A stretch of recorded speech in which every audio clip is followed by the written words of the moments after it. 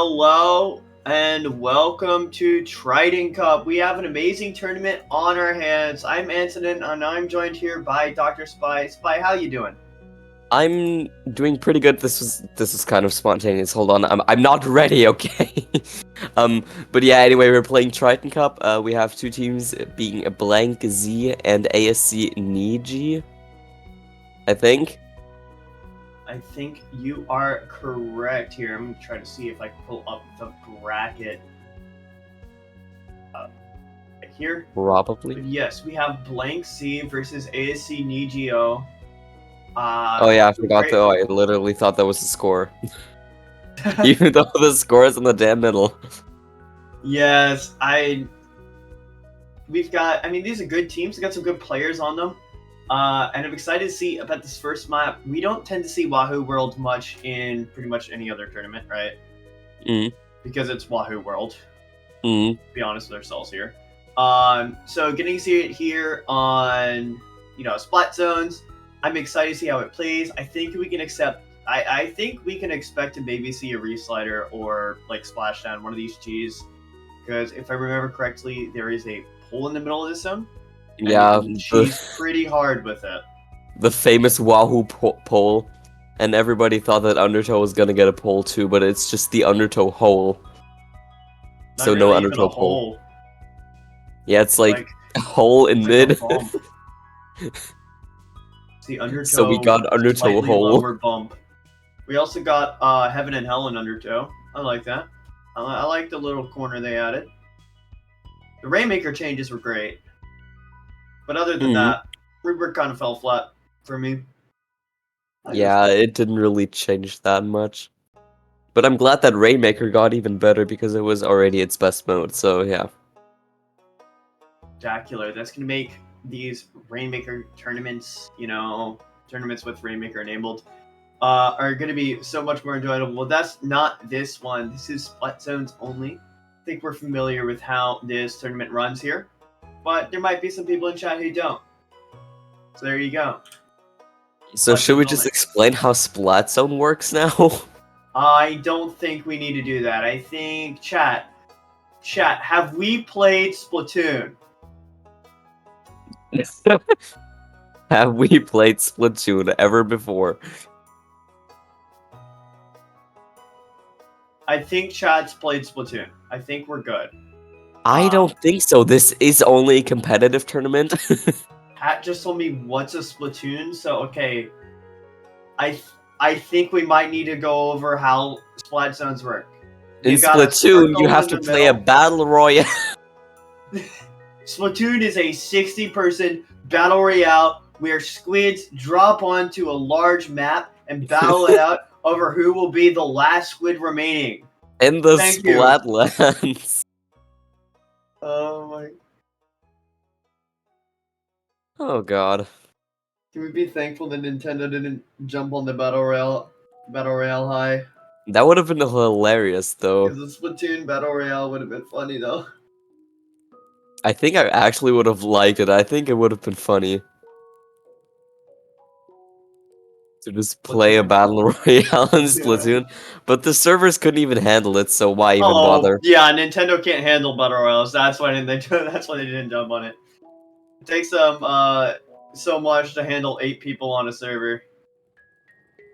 Yeah, I feel like that's already 60,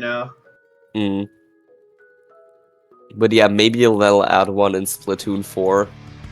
That is insane copium, by the way.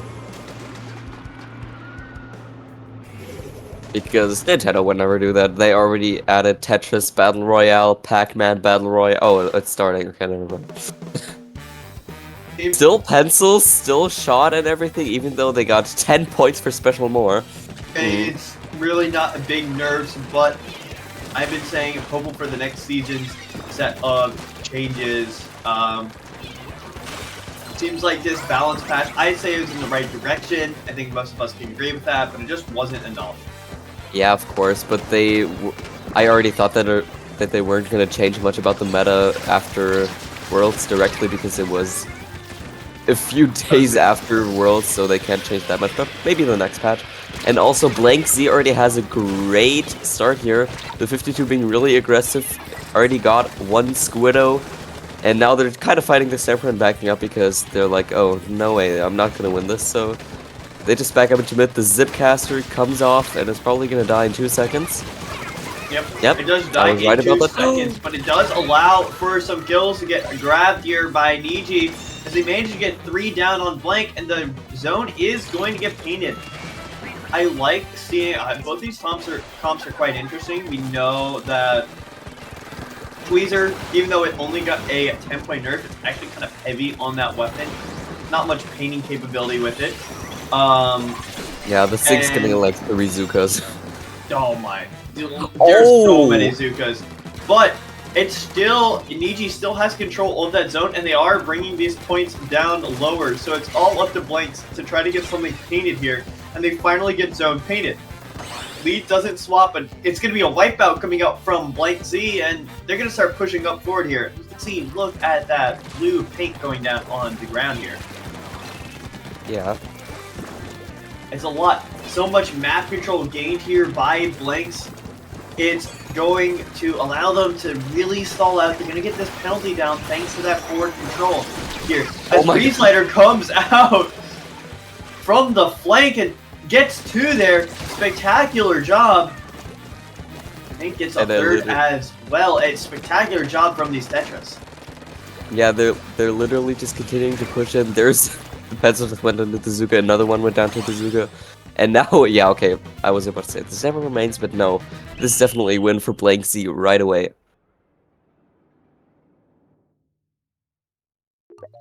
Spectacular from Blank Z. Made a great retake towards the end of that, and then pushed up so forward. You can just see on the map how much of that paint is blue. They have quite a decent amount of painting capabilities, and so they use that to grab as much map control as they could. And so they kept this forward pressure. That's one of the things about splat zones and a lot of these modes in Splatoon is whenever you get the objective, you always want to push forward enough to where you can, even if you die, you're not allowing the enemy team to get so far forward there. They won't get much of an advantage off those splats. So it's a great job from Blank Z, a great extension there, and Niji just couldn't break through that defense. But now we're going to be going onto the second map, which is going to be splat zones on Crab Lake Capital. Crab Lake Capital, thank you. I almost thought for a second there Crab Lake was ship shape, and it's 1 in the afternoon for me. Please, my brain is still foggy. Okay, I'm kind of jealous because it's literally 8 PM over here. Well, you're a German, so... Yeah. I'm the European dude. Oh, wait, but... Crab Lake... I wish that Crab Lake kind of got a few adjustments. Especially on zones. Because it's a map that doesn't need a lot of rework to be good. And it's already solid, so... It's a very solid map. There's just a couple of iffy things here and there. I do like Crab Lake Capital overall, and I do want to see what Niji brings here onto the table, onto the fighting field here, because this is a map that is very. I mean, it's a standard competitive map. We do tend to see it a lot in tournaments, but not on splat zones. So I'm just want to see more how on Clamblitz rather. Clamblitz, yes. We normally do see this on Clamblitz. And usually I would hate it because Crack and Cheese exists, but not anymore. Crack and Cheese is dead? Yeah, Crack and Cheese is dead. Crack and Cheese is dead. That's all I need to say.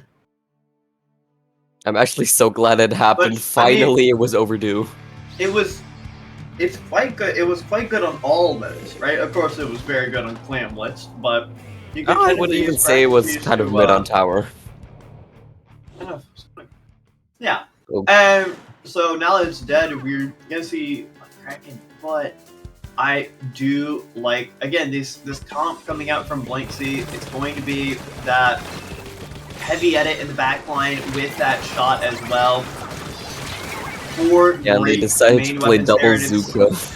It's already Niji going 2 down. That's a 3rd right there. Niji on this back foot. They have made some adaptations to their comp, but it doesn't seem to be enough here. Yeah, I mean, Blanks also kind of overhauled their entire comp. Maybe not the edit, but the other weapons. They just decided to play triple shooter. I don't quite understand why, because their other combo worked as well.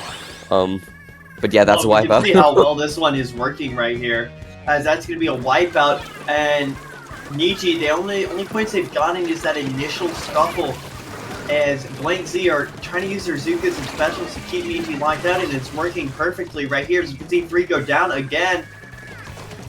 And now Niji have to play against the world here to try to push back in. And it doesn't look like it's going to happen. As Cooler comes out, these players are going to extend further. Crab is out, 3 are down. Blank Z looking to take the knockout right here, and it looks like that will happen as Blank Z take 2 maps here and get the dub. Yeah, they completely sweeped through this game. They already got a lead early on with the Zuka, and everyone was just dead, so they could immediately paint zone. And then AC Niji wasn't really able to get back on track, so yeah, this was kind of settled from the beginning. Was quite settled from the beginning here. So a great job from Blank Z in this map. Great job from Blank Z overall in the set, and we can see how that comp was so effective there. It had all the options. The weapons, you can see the power of the main weapons, especially on splat zones. You have the heavy edit, a great painting splatling, and of course it has Cooler. It's also a great main weapon. Then you have, the splash. We know that it's really good at painting, and it's also a great killer as well. And then you have Crab Tank on top of that. I really liked the comp coming out there from Blank Z, so thoroughly enjoyed watching that, and I'm excited to see what they do in the rest of this tournament. If we're gonna see that is up to the table, but maybe we'll see. But maybe. Just maybe. But we'll be watching the next match right after this break. Yeah, exactly. So don't go anywhere.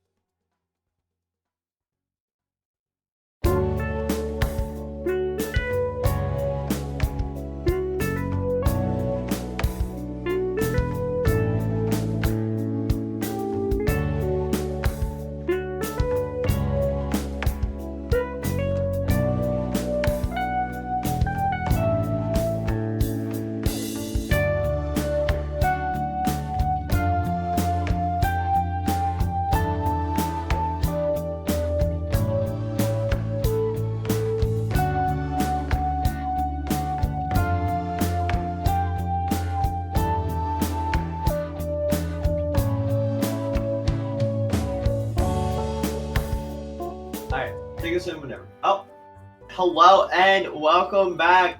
We've got I'd win versus Oler here. It's going to be a great match. We're going to be starting out things on Splat Zone's Mako Mart. Splat Zone's Mako Mart is like top 5 maps. Nah. Splat I'd Zone's win. Mahi Mahi takes. Yeah, I'd win. Let's see if they win this time. This time. They obviously won last match, but like this match, who knows?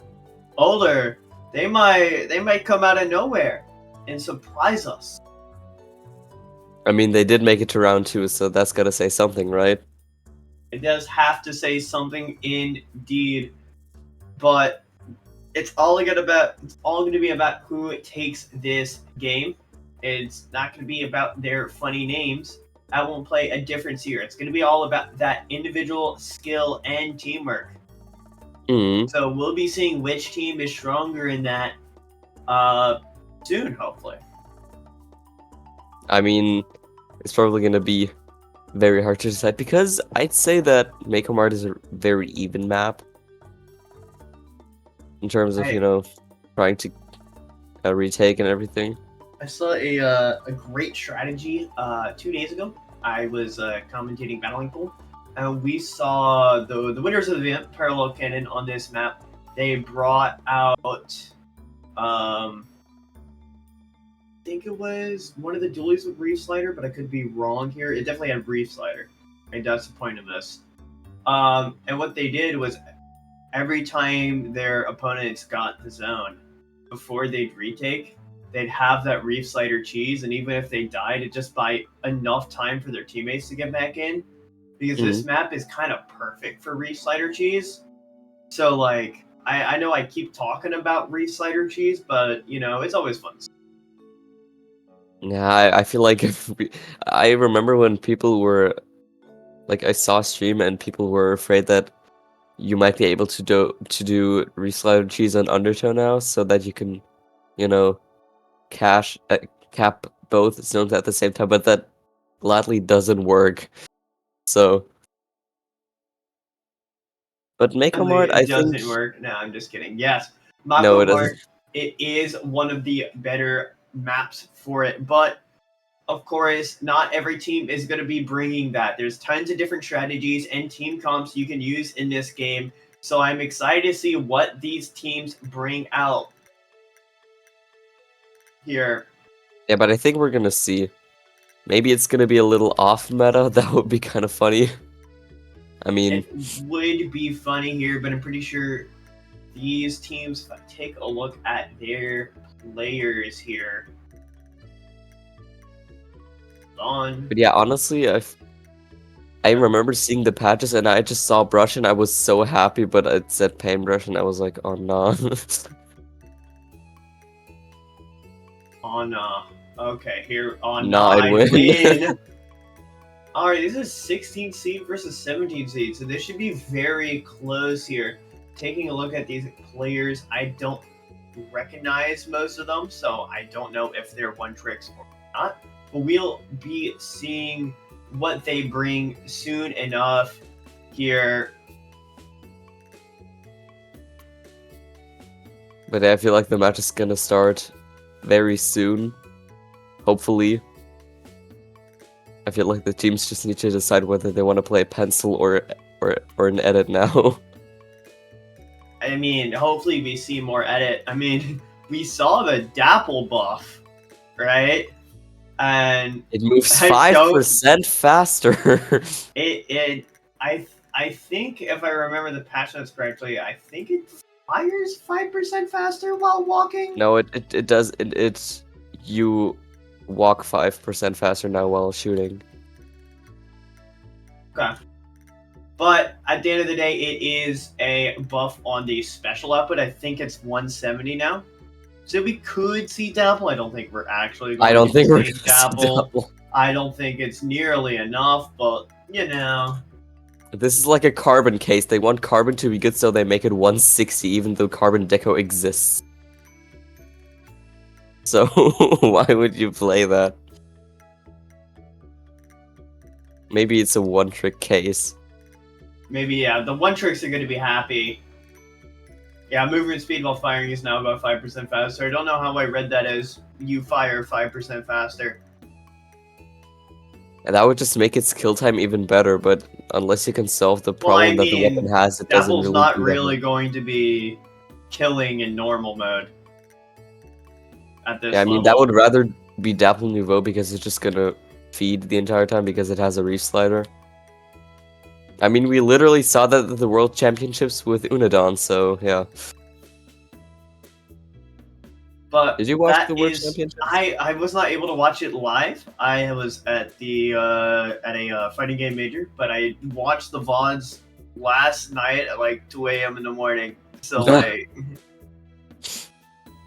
I mean, yeah, why not?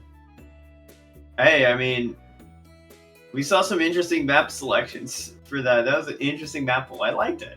It was a good tournament. Yeah, it was definitely really fun to Jackpot. watch. Was fun to watch. But that is not here or now. So we're going to be getting in right now.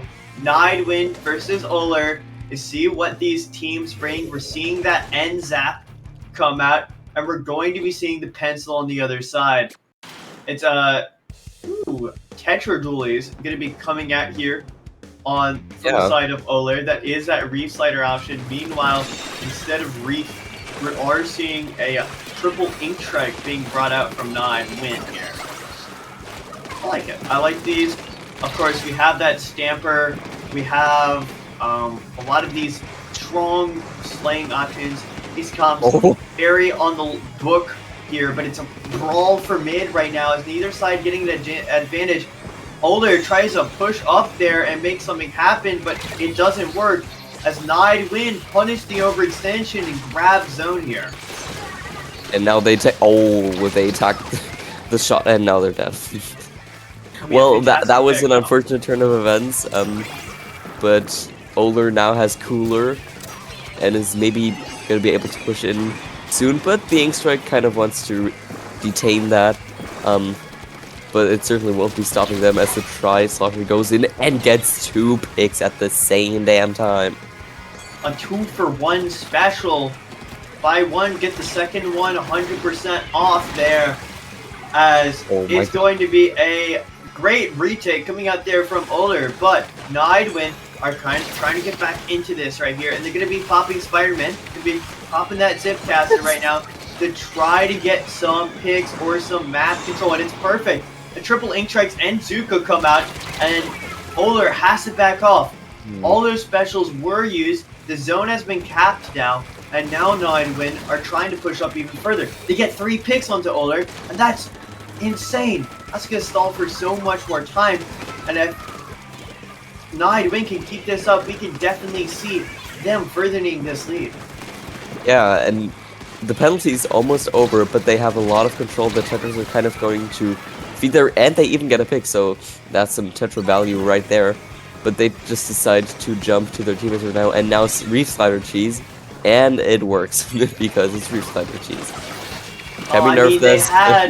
They had most of the zone painted already. I saw with that Tetra's Pierce that there's not a lot of power-up, there's not a lot of special power-up, so they're not planning on Reef Slider cheesing. I think that was indeed just to clear out that left side, and at 3 go down on Nidewin, and it's a wipeout there as Nidewin go 4 down. Oler, an amazing hold there onto the point, and now they're going to use that quick respawn Tetra there to try to get further in, and it does not grab a pick there, and Nidewin on the back foot here. There's no penalty on the side of Oler, so they're going to need to get this now, and the bomb finds one. Triple Ink Strikes come through. There's a push from the other Slosher, but it only gets 1. It's 2 down on both sides, 3 down on the side Nidewin, and it's all left up to the shot right now to stall for as long as possible to get out safely though, but lead is going to swap. Oler has that lead, 30 seconds remaining on the scoreboard here for both teams, but Oler in control, 15 left, zone flips, that's going to be a penalty. Now Nidewin have a lot of time to work with to try to get Oler out here, but the Tetras pick up 1. It's not going to be enough here but Nidewin needs to turn this around. Oler grabs zone again. And now the Zuka just comes from across the map, and the bomb literally finished the job. Or was the stuffer? I don't care. It does enable them to get a pick, but it's 2 down on Nidewin. Oler looking fully in control of this map here, but it's back and forth, and they have Nidewin has time for about 1 more team fight. But with 2 going down, it's going to be a scramble. The Reef Slider is perfect there as it picks up a 3rd. 13 seconds left, and the members of Nidewin are down. This is going to be tough. They chuck out Cooler, trying to get paint out onto the zone, but it's not going to be enough as their members go down. Oler are gonna grab map 1. I just realized that these teams are really, really even because both teams really got a lot of pushes going. And in terms of fighting capabilities and, getting picks and everything, they also seemed very even in terms of skills. So this could go to match 3. Go to map 3. Now we're going to be seeing Inkblot Art Academy. We all know what this map is, but we normally see it on tower control. This map has an interesting dynamic. I do like this Flat Zones map. I don't think it's very, I'm not going to put it in any map lists of tournaments I run, I can assure you. Unless it's a Splat Zones only, right? Makes sense that it's here, obviously, because it's Splat Zones only.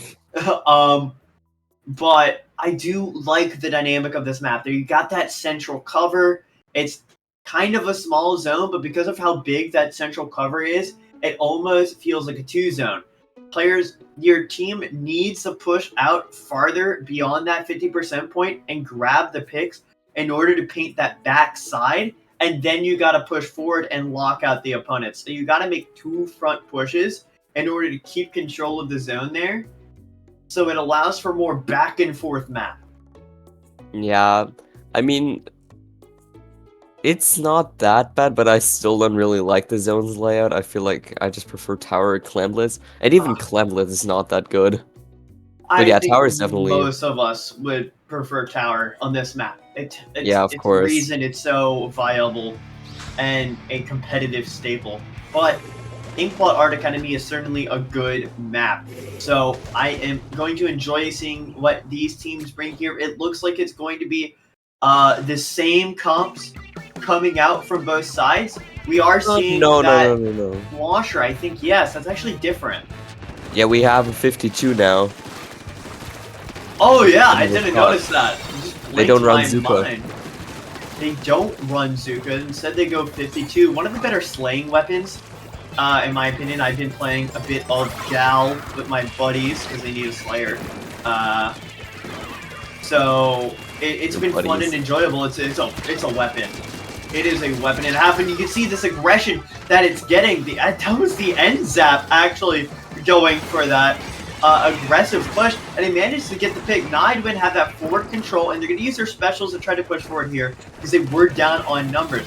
But Oler, they need to flush out these members who are bomb spamming before they focus on the paint. Here, this right side, it's going to be Prism going down, and now they're going to try to put paint on the zone. It's 2 down on both sides. It's contested, but it's all about who gets the advantage here. And as 2 go down on Nidewin, Oler are going to grab this zone. They need to push forward here, and it looks like that is exactly what happened. As 2 more go down, and that's going to get stopped. The jump will not come through. Stamper goes down, and Oler, they're going to push forward here and try to get this advantage. An amazing pick here from the bucket. Can they get more? No, but it's a trade back. Oler working so well together to get this advantage. Reef Slider comes out. It's going to grab 1, but it's going to get traded. Oler is starting to work down, and they're already down to 50 points on the scoreboard here. Yeah, this would have already dropped the water on Mahi. But yeah, the ends up kind of trying to do its thing, getting the cooler, and now being kind of attacked by the Tetras. And the Tetras just kind of stay on their plate. They're like, hi girl, and then they're gonna not kill someone. Instead, they're gonna die. But Nidewin actually has some control over the zone right now, but it's, yeah, they're gonna lose it rather quickly because now 3 people are down. The Edzep is last. And that's gonna allow Oler to paint the zone, but the lead is in Nidewin's favor here. and Oler has to work through 40 points of penalty. To Nod win with Cooler, they're going to be able to get back very fast, and they're going to be able to try to make this retake. I believe that is going to be Zipcaster coming out as the Cooler options on both teams go down.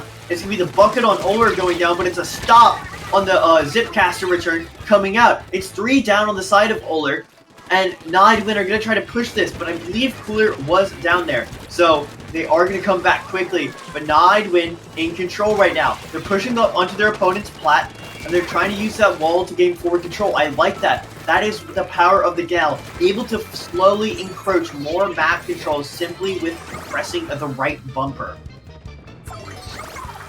Yes, exactly. Also, 52 trying to push in, the pencils being like, nah, you shall not pass. So yeah, that's not going to be working that much. The Trizuka comes off, Tri-Strike comes off. One person goes down. I don't know how that happened. But they also have the Cooler output now. But it's really, really close because Nidewin also got the penalty down and now is actually getting the KO. I actually thought that wait. What the hell? There's I did not. I blanked out for a second. I'll see it on the replay here, aka I am checking the stream. What? The Stamper literally... Stamper was like, I must go, my they were people literally need flying me. across the map. New Stamper buff? But, I mean, a great job from Oler to take that map there. They rip through that penalty, they keep the forward control, and so Oler not able to get in. That's the power of this map here. You gotta push forward, but it is, when you get that, you're able to just rip points away from your opponent. And here we go onto Splat Zone's Museum. I like this map because I get to say spinny, but otherwise that, what? I mean, this is an interesting map, and it's going to be a brawl here for both teams. Yeah, I mean, it's kind of hard to retake on this map, in my opinion. Just because it's, I mean, you got 2 ways to drop in, and the one is just a flank, and it's kind of risky. But I guess this is a fine map, but it's still, of course, better on other modes. The thing is about zones, it is the most popular mode right now, but it just kind of has the worst layouts in my opinion, because it's basically always the turf war layouts. I do agree with that a bit. I do think that there are some very fun and enjoyable flat zones maps that have good layouts, but we'll see what these teams bring here on Museum. I mean, this is a mode that we typically kind of see Museum on. It's not its standard Clam Blitz, or Rainmaker for that matter, but we do see Splat Zones played somewhat consistently in competitive play. Both these teams should be a decently familiar with this map mode combination here, and it's going to be the Machine coming out from Yachts, moving away from the Tri-Strike Slosher there to that Booyah Bomb. We did see Machine very powerful towards the beginning of this game. It's still a good weapon here. Great for bottling up choke points, and on this map that is going to be pivotal. The Slosher kind of trying to fight them now, but now the Trizuka comes off. They're 3 down on the side of Nidewin. So that was a really, really strong opening for Oler. The people are going to try to push on their plat. The Machine's already up right there. The Tenders are accompanying them. But 1 goes down, 2 go down on the side of Nidewin. And another 1 goes down on the side of Oler. And now the Stamper is just kind of on its own with their teammates. But they get a pick. Now the Zipcaster comes up, kind of trying to push the pencil there. Is it going to succeed? It is going to succeed, but now the shot is there, and now they have control, and what is happening? Now it's 3 down. What the hell? Going on the side of Nidewin there, as they are able to get the advantage.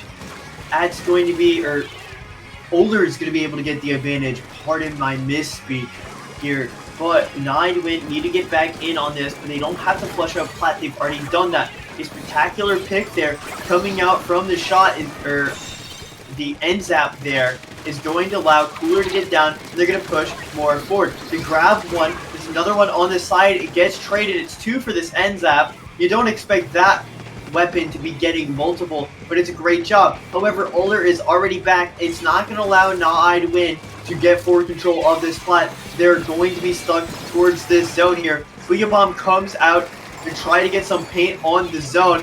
Not the best painting special here. Zuka comes out, and that is going to put some more pressure. It's all up to Na to win yet again to get back in here.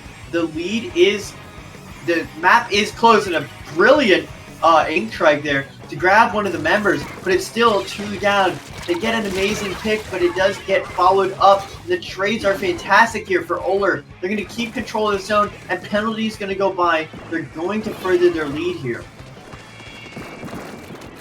Oler being in this really, really good situation, they're just kind of, at least the shot is kind of trying to stay mid. The Turtles are going into the absolute slaying mode. They already get a pick, and now they get not another pick. It actually looked like it. But there are 2 people down on Na to win. The penalty is off, and now there are 3 down on the side of Na to win. So yeah, this is definitely a KO for Oler. And with this, they win the set with the 2-1. What I told you, we're gonna go on to a game 3. These teams are really even, in my opinion. They were even, but it seemed like Oler they stepped up to the plate there and hit a home run, knocking it out of the park. They were able to get that 3rd map there. It was a bit of a battle to get to here, but they managed to grab the win.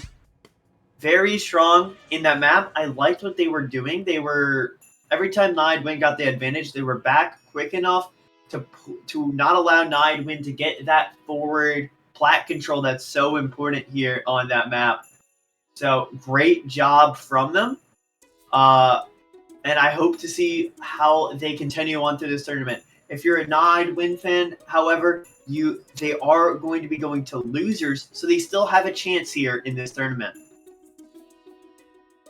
Yes, certainly. But with this scoring here, I think we're gonna go on a quick break just to, I don't know, get some water or something. Do you have water or do you have saltines?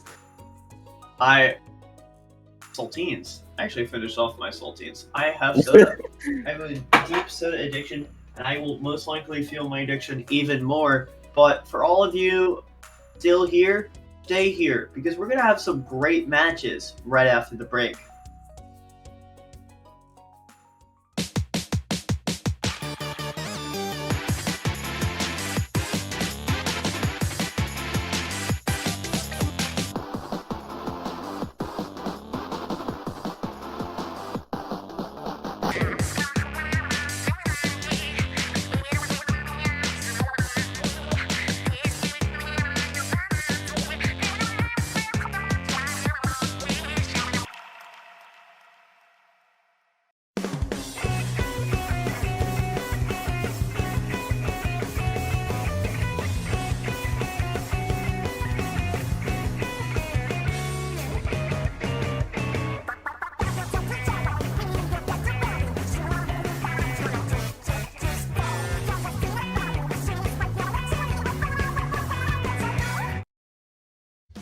Splatoon Stronghold, a stronghold for competitive Splatoon, providing resources to long-timers and newcomers alike. If you're new to the competitive scene or still figuring out how to join, we have a getting started guide and plenty of other resources to help you in your journey. If you are a seasoned veteran, we still have plenty to offer. You can find and join tournaments as well as participate in our Captain Forum and find free agents and teams. Our mission is to make competitive Splatoon easily accessible to everyone. So what are you waiting for? Join the Splatoon Stronghold today!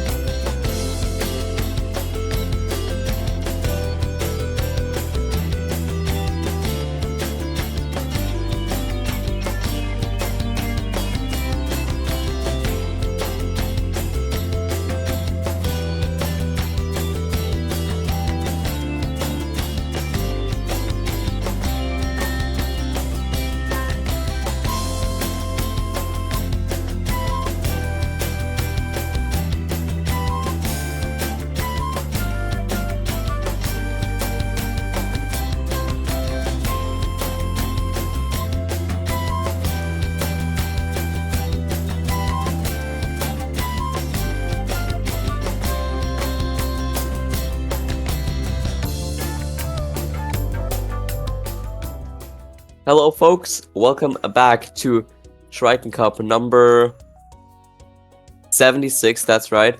AC Niji is back, but kind of different. I think it's a different team because it doesn't have an O. Also, hello, Ansonin. Hello. Yes, this is a different team. This is ASC Niji, who managed to upset ASC Shokai last match, and I'm very confused why everyone's got ASC in the beginning of their names, but it was explained to me as it's a cult, which makes perfect sense. Cult activities going on in Splatoon. Let's see if the cultists can take over Project Rat, who is a force to be reckoned with in this tournament. Yeah, because it's a project and it consists of rats, so you gotta be aware of that, of course. You do have to be aware of that.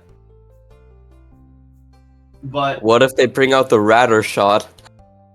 No. I'm sorry. That was bad. I know. Oh, I can't. That was a bit too much. That was horrible. Oh my god. Sorry, I'm trying to. Oh my. I am clicking on all the wrong things on SendoQ. Or Sendo.inc. Here. But we're going to be starting out on. We're going to start things out here on Splat Zones on Robo Ramen. And that is, I mean, it's an interesting map mode, but this is the mode for Robo Ramen. It's going to be very interesting seeing this. Tenchi, Niji, and Shokai are actually incantations. Oh, yes. Okay. Yes, it's true. It's the anonymous Splatoon cult. Oh. I mean, not very anonymous, are they? I mean, we can see their names here. Gogusdu, Fenrir, Slord, and Nami. It's not very anonymous. But yeah, we're on Robo Ramen now. We have a Carbon Deco even coming out. We have double Zuka on the side of Niji. We have one Zuka on the side of Rat. And also Junior, which is kind of rare to see. But I feel like they're gonna have Copium that the weapon is good because of the bubble buff. But we'll see. I mean, Junior's always been kind of a decent supportive weapon, right? It's always a bubble has been in a state. Bubble getting that buff is nice here. And it's going to see some use. It's a great retake and it's a great hold special. So if you can get in here, get that Junior with that special and push in, we could see a good push coming out here from Project Rat, and that is indeed what happened. Bubble goes out, Triple Ink Play goes down, and they grab the zone as two go down on the side of Niji. Now Project Rat are going to push up further here, trying to stake their claim in this map. That's what you need to do here on Robo Ramen, because you want to try to get the opponents locked out before they can split onto that lower side, or you want to fight them at the choke before they can flank. And so that is what they're going to try to do here. But it's Triple A tries to try to paint the zone to stall it out, but it's not going to be enough here. But Rat does go down. Niji have control of this map, and they're going to be trying to grab control, but we see that bubble. That bubble is going to allow forward control here from Rat, able to get even more points on the board, and they're just going to keep trying to contest. But finally, Project Rat go 3 down, the pencil gets out of there, and now ASC Niji now have forward control of the zone. Yes, and now we see the shot heading for the Trizuka. The Trizuka comes out, but the Tri-Strike of the enemy team also coming off. But the Tri-Strike of their team also comes off. But now the shot is being a little bit more Slayer-like. We're now dropping into that little hallway there. And AC Niji almost has the lead, but I feel like they're just going to be backing up and leaving the zone to the enemies. Or maybe they don't. They actually don't, and they get the lead. So we see this retake strategy coming out from Project Rat. It's very consistent. It's a triple ink strike on the zone covering the right side, and it's a bubble in one of the ink strikes there to grab, allow their players to flush through the zone and immediately pop out through those triple ink strikes in the face of the Niji players. I'm loving that strategy that they've deployed, and it's going to be able to grab them their penalty, but as soon as that happens, Niji use their specials of their own to grab penalty onto Rat, not allowing them to get full control of the zone or to work on these points, and it's a great job from Niji to do that. However, Project Rat are going to bounce back real quickly. They're going to grab some forward map control of their own. They grab the Carbon Deco, but 2 go down on the side of Project Rat.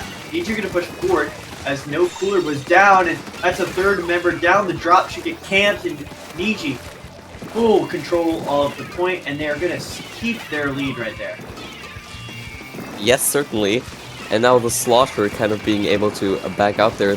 They're working further towards kind of decaying their penalty. And now they kind of decided to back up and just use the Zuka that they have, and they even got 2 picks there. Now the Slaughter kind of trying to be more aggressive in the company to the shot.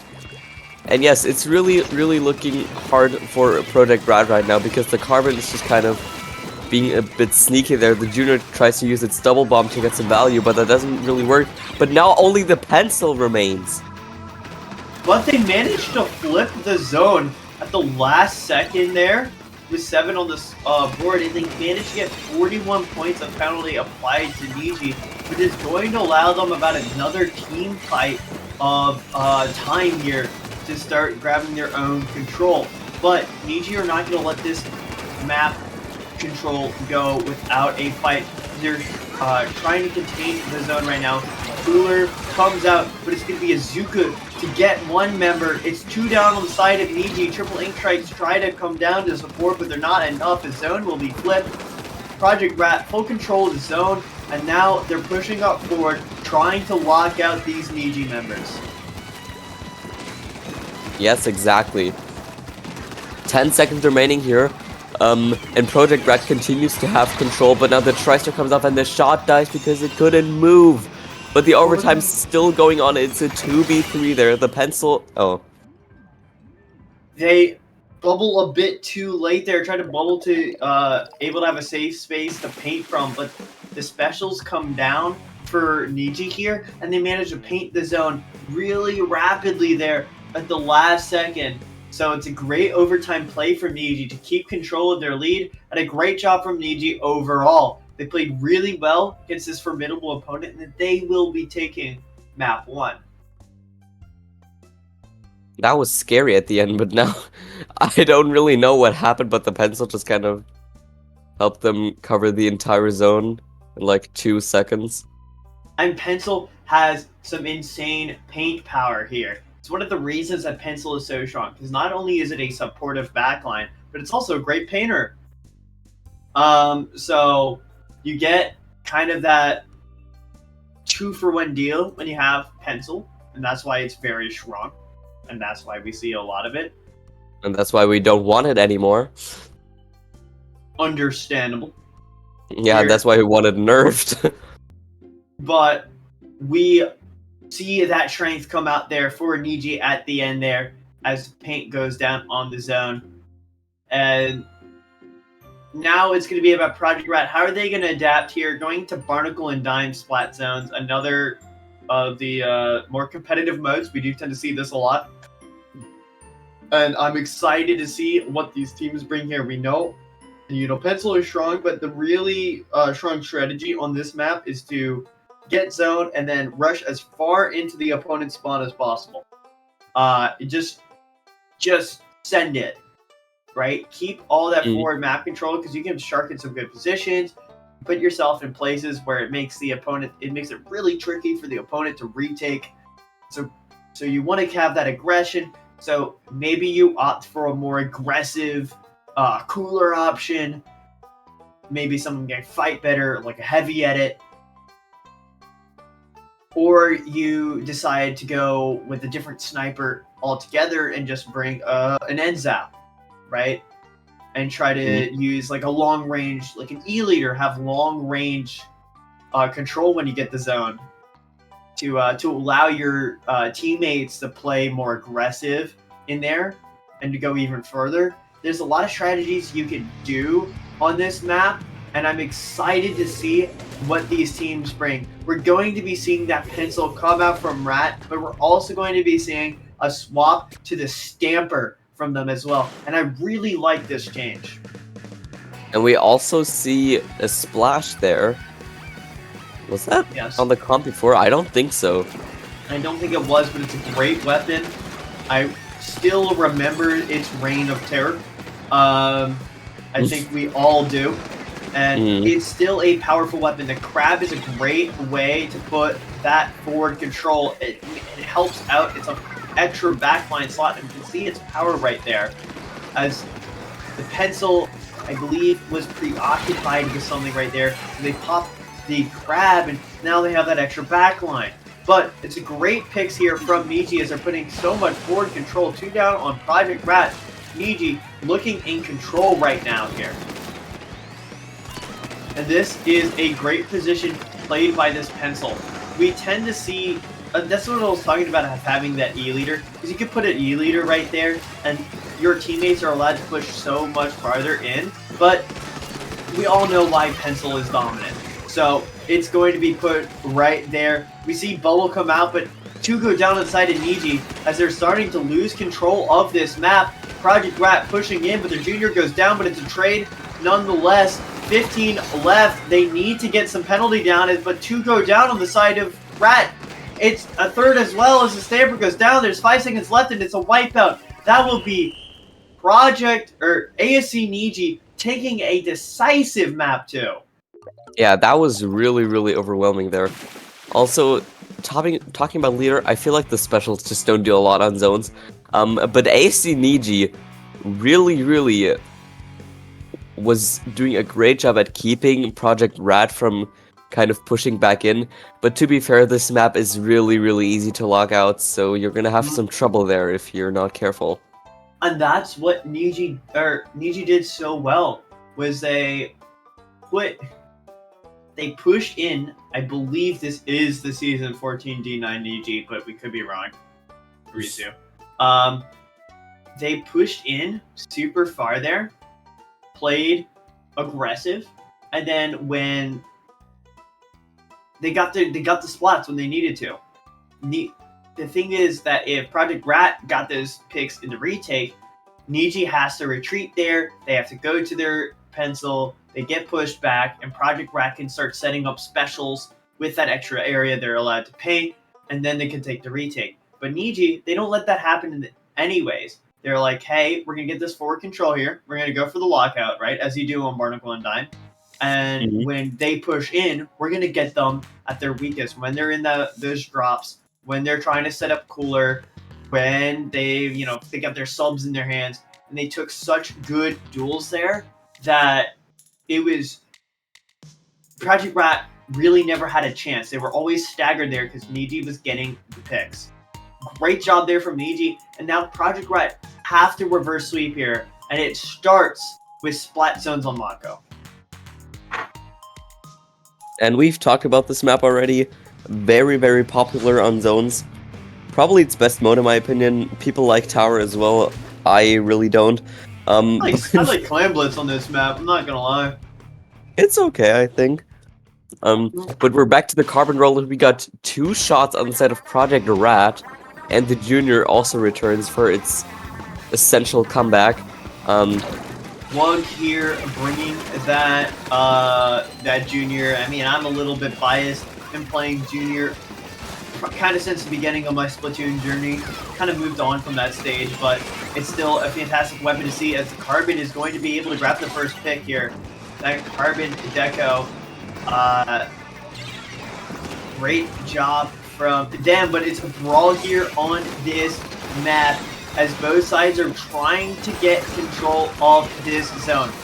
Niji has it, but they spend maybe a little bit too much effort grabbing it as they go 2 down there, and the Carbon goes down as well. Project Rat get that forward control, and they're looking like they want to push forward here.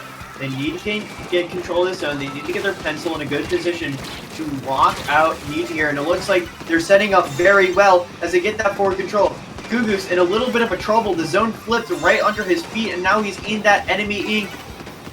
It's going to be tough, but Niji Rat holding on to zone even though they keep going one down. A spectacular bomb right there. Grabs another as two go down on the side of Niji. And Top Gun, thanks for the raid there, as a fourth member goes down. But it's a big delay. But Niji, they're starting to climb back into this. Yes, and now the Zuka comes out from the shot on the side of Niji. Project Red already has pushed a ton, and they're continuing to further produce that push. But now Niji decides to kind of fight back. The Slosher gets big, but they still don't cap the zone. But right now it's about time they do that. Project Red stuck here with a gigantic penalty. The pencil kind of staring there on snipe and getting picked off. One shot is already down, and the carbon just instantly splats the other shot. Spectacular Project pick. Rat not really in favor of them right now, and the Zuka almost killed the, junior. The movement though coming up from the junior, the squid rolls trying to take less damage there, and it works so well. But that's that forward control that Niji has, and because they weren't able to get many points in the beginning, Niji don't have to work through penalty, but it's going to be that bubbler retake that I talked about in the beginning. They pop that bubbler, they use that to swarm out and grab these members, close the distance here, so they're allowing their short-range weapons, that double shooter comp, to get the picks, but both go down here as Niji, now they're going to pop triple ink strikes and work back towards the zone. AC Niji still on their front foot here. The Slosher attacking the shot, but now 3 are down. So Project Red, and they got the wipeout. Spectacular job from Rat here as they managed to get the picks. It's a great job from these Rat members, these Ratters, these rodents. Oh, we're not bringing that pun back. And you know what? I like the effort there to try to get a last-minute pick, but it looks like these members of Rat are just going down individual by individual. They're kind of just trying to swarm here. They want to try to get an individual stop so they can apply penalty, but it's not going to be enough here. Project Rat looking firmly in control as the members of Niji are panicking here. As the scoreboard gets lower and lower, there's no penalty. 3 seconds left, and it looks like Rat are going to grab map 3. I literally just thought you were about to say Scorch Gorge, and I was like, what? I mean, as you were trying to say scoreboard. Yeah. Scoreboard, Scorch Gorge, similar. Let's go Rat. But yeah, that was a really, really well match by Rat. They were really overtaking, especially at the beginning. And Niji kind of got their back foot there. But it was still not enough to kind of overtake Rat there. And now we move on to Brinewater. Who picked Brinewater? Do like this map. We used to see when Brinewater was introduced. When we saw this map introduced, we saw it a lot in competitive play. This was the mode that Brinewater is played on. Now we see it faded out in favor of other maps. But this map is very back and forth. Because of how small the zone is, it means that you really need to emphasize your forward control more than your sight control, controlling that zone. So it's going to be a brawl of who can get that sniper down first, who can push forward, and we're going to see brawls no matter what no matter what's happening. Wait, we did see this map at the beginning of when it was announced? I don't think so. It was already bad from the beginning. Oh, we definitely did I miss something? We definitely did see this map a good bit. I think I was... Yeah, because we didn't have any other maps that were good. I mean, yeah, let's be honest. That Brinewater is the best map in the game. I totally agree with you, Jack. What? No, actually, Who I said don't. That? My favorite map in the game, unironically, is pre-patch Mahi. What? No, actually, I just like Mahi in general. I just yeah, like Mahi. Mahi has always been my favorite. Pre-patch was bad, but I still loved it. It was still my favorite map back then. I'm not joking. Answer to my goat. Thank you. Do we have a 52 here before? I don't think so. We do have a 52 on Niji, who bring it out, but we're going to be seeing that double splatter shot being brought out by Project Rat. It worked before, having that double Zucker. That sounds like an insult. It sounds like yeah, kind of. Yeah. I don't think I want to call somebody a Zucker. I think I'd get banned. I feel like that's probably not a word. I think that's probably like a very bad word there, Zucker. It sounds like you're trying to say hooker, but like yeah, okay. Can we concentrate on the map? I'm sorry, ADHD moment there. Oh my god. I'm sorry. Yeah, literally, you were just yapping here about that. Here we go. It's tight back and forth. I'm sorry. Bad for me there. But here we go. It's a brawl here going on as Niji, they got the shots down. They're going to be moving forward, but they need to get this forward control here as they need to start working on some points now. Yeah, and now, oh my god, the shot just got completely annihilated by that Slosher fall off. Slosher players really are glad that they consistently two-shot ever since that one patch. But yeah, Slosher has the tri-strike ready. There are 2 down on the side of Rat. They just respawn. But the shot also went down, and now the Slosher decided to tri-strike the wall. Very funny decision there. The Slosher fighting against the shot. They get the pick there. The bubble comes out, and now they're kind of stuck in that position, so they decide to jump out. And now AC Niji has... Yeah, they don't have really a lot of advantage here. They're 2 down. They just respawn. And now Project Rat almost has lead. And yeah, they definitely got the lead there right now. Now they're 3 down on the side of AC Niji. I don't know how that happened, but it certainly did. It certainly did here. And now Project Rat, they're pushing forward, but Niji, they broke that forward defense, and now they're going to be coming in forward, but Project Rat, they're just going to put as much paint on the zone as they can. That's the power of that pencil, but Niji successfully convert the map there, the zone there, and they're going to apply this penalty, but it's not enough. They get pushed back here, and now they need to break through this defense once again. On this map, you need to not only get some paint down in mid, you need to get up the forward ramp, because that pencil can paint the zone very rapidly, thanks to how small the zone is. But it's going to be a pick coming out from Niji's pencil there to start to grab this forward control, and we can see, even though it's that pencil's only one left alive, they can still apply that paint pressure. But Niji finally get this zone, and now they're working forward. This gal trying to find a pick, finds one, pushes forward, and now they got support from the Slosher here. As the gal actually not throwing down its wall there. The junior is currently down, and now the gal is throwing down this wall. Really wise decision there. But they almost died to the bomb, and now they just died to the shot, and there's a Zuka coming off, and now the zone is recapped by Rat, and now there are 2 people down on the side of Niji, and now the Slosher is kind of left alive in mid there. And the 52 tries to join, and they get 2 picks, and they are picked off, and now the pencil is last on the side of Project Rat, and now AC Niji still doesn't have control of the beat because the pencil can cap the zone in 2 seconds. But they've made this back off. That's going to allow them... Oh, no, pencil is back in position. But they're going to use the Zuka to gain further control here, and that's going to allow them to push forward. You see this gal, or the shot, sorry, trying to push that pencil. That's the power of these shooters. They have that movement, and they can push forward here, and the pencil has to look over there. They can't focus on painting zone then, but it was not enough. Pencil in position to stall this zone out for as long as possible, as the members of Project Rat are going to try to push in forward off that. Cooler comes down here for Niji. They're going to be more aggressive on the back of this, and maybe that's what they need to swing. It's 2 down on both sides here, as it's going to be a brawl here of the support weapons, but it's going to be Rat coming on top of that. All they need to do is keep this paint on the zone, because overtime is about to happen.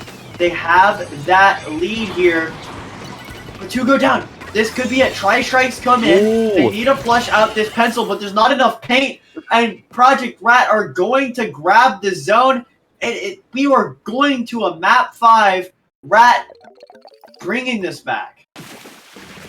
Yeah, and I feel like this was a great demonstration for how this map is just way too small and you can cap the zone instantly if you just spam the pencil on it.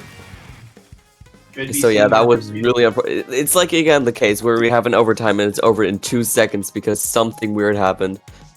I mean, it's just that is the power of, you know, pencil and any painting weapon on this map. Hell, any weapon that's good at, you know, shooting droplets is going to be fantastic on that map. I think every weapon is good at shooting droplets. Well, I mean, some are better at shooting paint onto the ground, right? You wouldn't say Luna's good at that. Actually, Luna but did it get a can paint still buff. drop little structures all over the map. God, this was such a meme when Dread D was Luna is goated at that. I'll take Asing's word for it. But we're gonna be going on to tower. Why did I say tower control? We're gonna be going on to Splat Zones.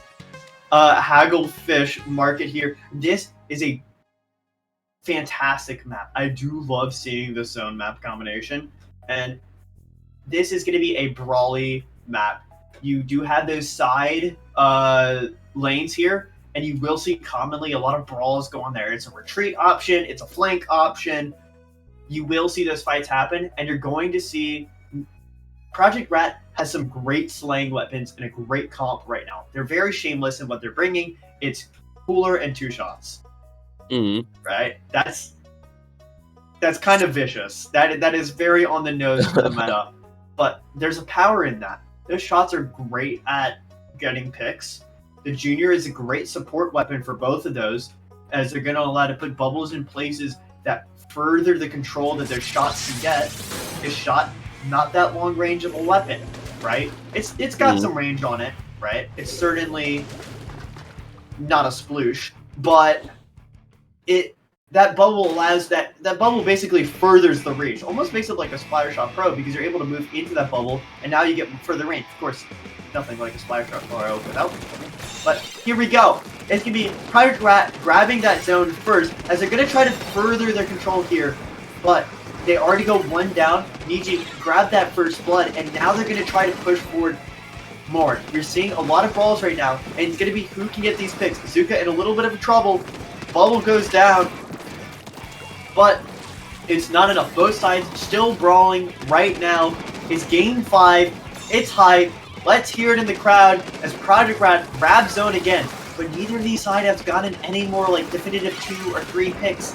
It's a 4v3 at most on both sides, but I think Rat has finally chained together 2 picks close together. But as soon as I say that, Niji grabbed their double as well. That's how close these things are. Yeah, that's just how Zuka works right there. And now Project Rat kind of being more aggressive with the shot there. They almost get the pick on the bubble. Wait, no, that's the Junior, never mind. And now they're 3 down on the side of Niji. I really don't understand how that works because I always oversee it because how? Can someone explain this to me, please? But Project Rat continuing on having the control of the zone. The Sloth are kind of painting there. The flanks are kind of just in favor of Project Rat, right? They're all painted in yellow, so the pencil's gonna take care of that. And now 2 people got down by the Zuka. And 1 goes down on the side of Niji. That's gonna allow Project Rat to push back in. This is so back and forth right now as both sides are getting their picks when they need to.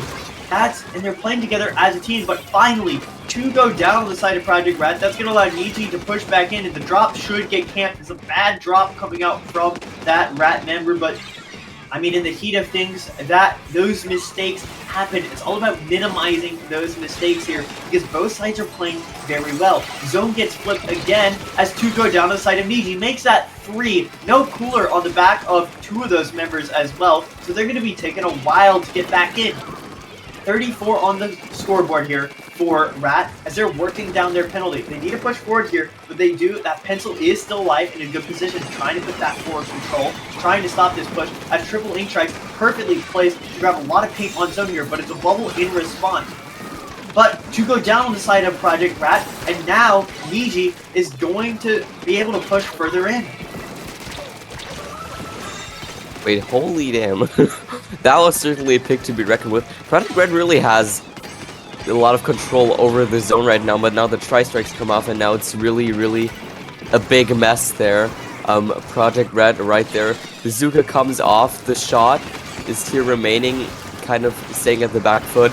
Bazooka comes off by Project Red again, and Bazooka comes off by AC Niji. There's a lot of Bazooka there, and the shot just gets to pick on someone that didn't see. Now, what the hell is happening?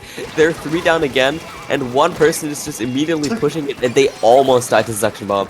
But they actually turn out not to be dying to the Suction Bomb. And now the shot is like, let's just go in further. They place the Suction there as a trap, and it certainly doesn't get anyone. But the penalty is off. One person is down. The shot is still sharking there. The Tri-Strikes painted something. And the shot gets the hold of the Bazooka and kills them, and now I forgot how to speak. Oh!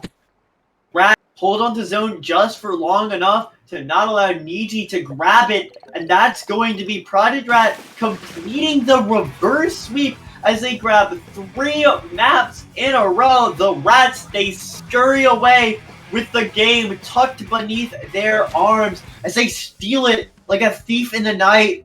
They grab the reverse sweep there.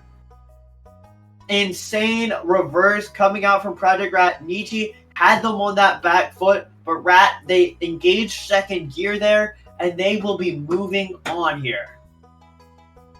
Yeah, I was really, really sure that AC Niji was gonna, be able to maybe get a third game there, because in certain scenarios it was really close, but Project Red really was able to pull through and just get that reverse sweep instantly, and that was insane, because I feel like a lot of people thought it was kind of settled, but it definitely wasn't. So yeah, that was an insane set. Insane set. And Niji, they almost had a major upset there, and they've been taking out teams with higher seeds for them throughout this entire tournament.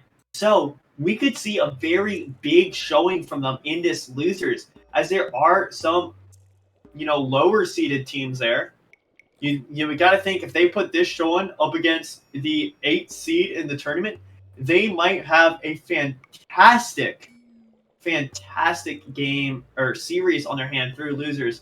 But time will tell here, as we need to take a break, so we'll be right back with an insane match next after the break. Stay right there in your seats.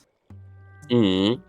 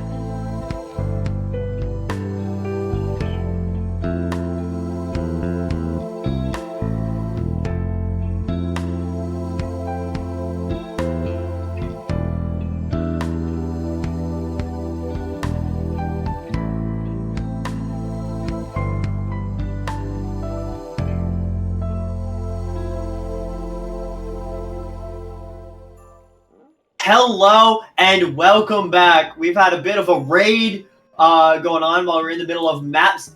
Shout out to Pro Kara. Insane raid. Thank you. Hope you have a wonderful stay here. Hope the viewers. It's going to be an amazing tournament. We have Chingo and the Girlies versus Paint the Square. If you don't know the members of Paint the Square, yes, I said Kara. Yeah, I was just about to say, why did you say Kara?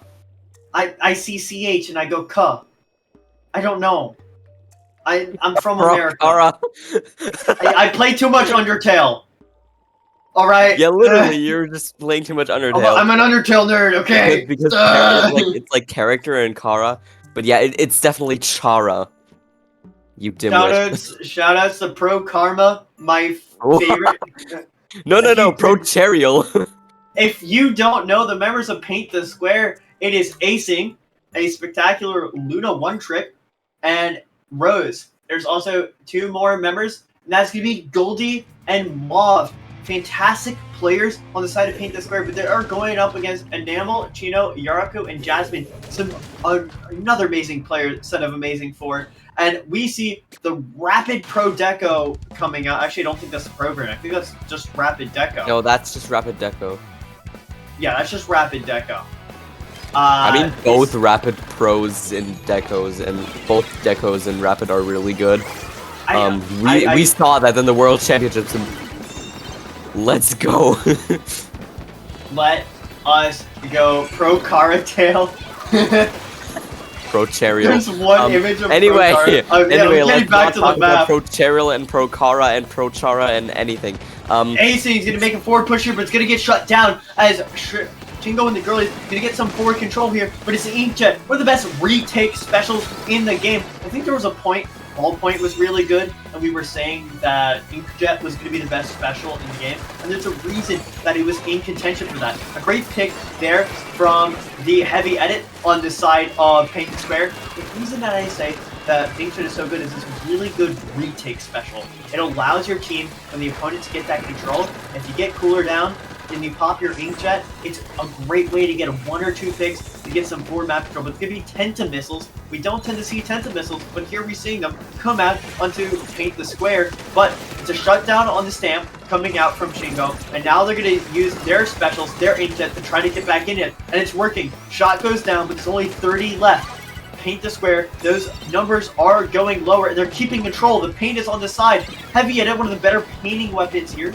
And is going to try to keep control of his own, but it's not enough here as Chingo managed to wrestle control out. But it's a great pick from the heavy edit right here as actually it's from Goldie, the splatter shot. Sorry, focusing a little bit too hard on that weapon here as Rose comes in with the Inkjet, but it's a spectacular pick on the Goldie and the retreat coming out there, but Paint the Square have that zone. Yes, exactly. And we see that now. They're kind of stuck there on their plat. The Zuka comes off on both sides. 2 people on the side of Paint the Square down. The Rapid Deco kind of trying to be in mid there, but the Toxin was kind of annoying there. The Inkjet comes off, and they're trying to fight their footing there. They almost get a pick, but there are 2 people down right now due to other reasons. Not the Inkjet, sadly. We love Inkjet kills. We do love Inkjet kills, but here comes out. Almost dies to the Zuka. Here comes out to Zuka. All these retake specials coming on. We see the Ultra Stamp as well. It should get shut down here, but it gets a lot of forward map control. A lot of times with these weaker specials, what you need to do is grab as much space as possible with them. But to go down on the side of Paint the Square, I also wanted to notice that here's a paintbrush. I think that's custom paintbrush. Do not ask me what. Nouveau. Thank you. I'm really bad with those like extensions. Thank you. Oh my god, it's going crazy! Paintbrush Nouveau managing to get 3. Maybe the buffs were good after all, as Madam they Reef managed to off. up 3. An insane play there. It's raw points right now for Chingo. What a great time to grab that, as the numbers are gonna go down and down on that scoreboard as this bucket goes down as well. It's going to be hard. Paint the Square in a bit of a pickle right now. They need to get some map control. They need to get some picks, but that stamp goes down there, and it's even harder. But a pick onto the side on the Chingo. There's 1 second left, and it's not quick enough. They almost paint the zone, but just not enough. Chingo and the Girlies are going to take map 1. Hey, girly. That's literally their approach there. But that was actually crazy how they were able to overtake them there. I feel like Madame Wreath with the paintbrush, that was a deciding, act of events there. With the triple kill. I think they got like one person with the missiles and then the other two just with the weapon itself. I mean, when paintbrush is able to attack, then it is rather strong, but the cooldown before being able to attack is rather high, so it's gonna be kind of easy to overthrow that weapon. But I remember really hating it at the beginning when it came out because it was just spammed by everyone, and I really wasn't having it. I definitely feel that pain here. But we're going to be seeing Paintbrush. Mako, Mart. Oh yeah, we probably are going to be seeing Paintbrush. Hopefully again, one of those more niche weapons. I was talking about those buffs previously. Pico Mart, exactly. I was talking about those buffs previously, but they really aren't that helpful to Paintbrush. They're something to Paintbrush, right? But they are not the weaker elements. So Paintbrush still not that strong of a weapon, right? But also, I mean, the one tricks will take anything. And when you give that confidence to a Paintbrush, I mean, Paintbrush plus mental is insane. It's one of those buffs. It's one of those weapons where it's like feast or famine, right? If you're in that famine state, Paintbrush keeps getting shut down. Ugh, you're in that slog. You're not going to get much. But if you get that confidence rolling, you start getting your ones, your twos, you can start running a lobby if you just feel confident enough. And that's a great job coming from Chingo and the girlies here. But this is map 2 here. Paint the square. They're going to be trying to paint a cross now as they're going to be pushing in. These members are some of the members that won Paddling Pool yesterday. And yeah, I remember. Their better maps. They were using that Reef Slider here to constantly cap and retake some, but they are not going to have that this time. They had the Dreadringer last time. They do not have that Dreadringer here. So they're going to be using Inkjets and these stamps instead, and it works out very well. You see that Paintbrush go down, and that's going to slow down this push from Chingo and the girlies. Great push, great kill onto that Rapid is allowing them to get some forward control, and no picks are gained by that Tenta. Cooler is out though. It's going to allow this Pencil and these members of Chingo to push forward here, but there are no picks definitively just yet. But it's a 1-for-1 trade right now as the Blasters trade each other out. It's again another 1-for-1 trade as Paintbrush takes out the splatter shot. But that is just great for Paint the Square because they have Cooler, they have this advantage, they can take these trades. Exactly, and now Paint the Square was continuing to paint the square.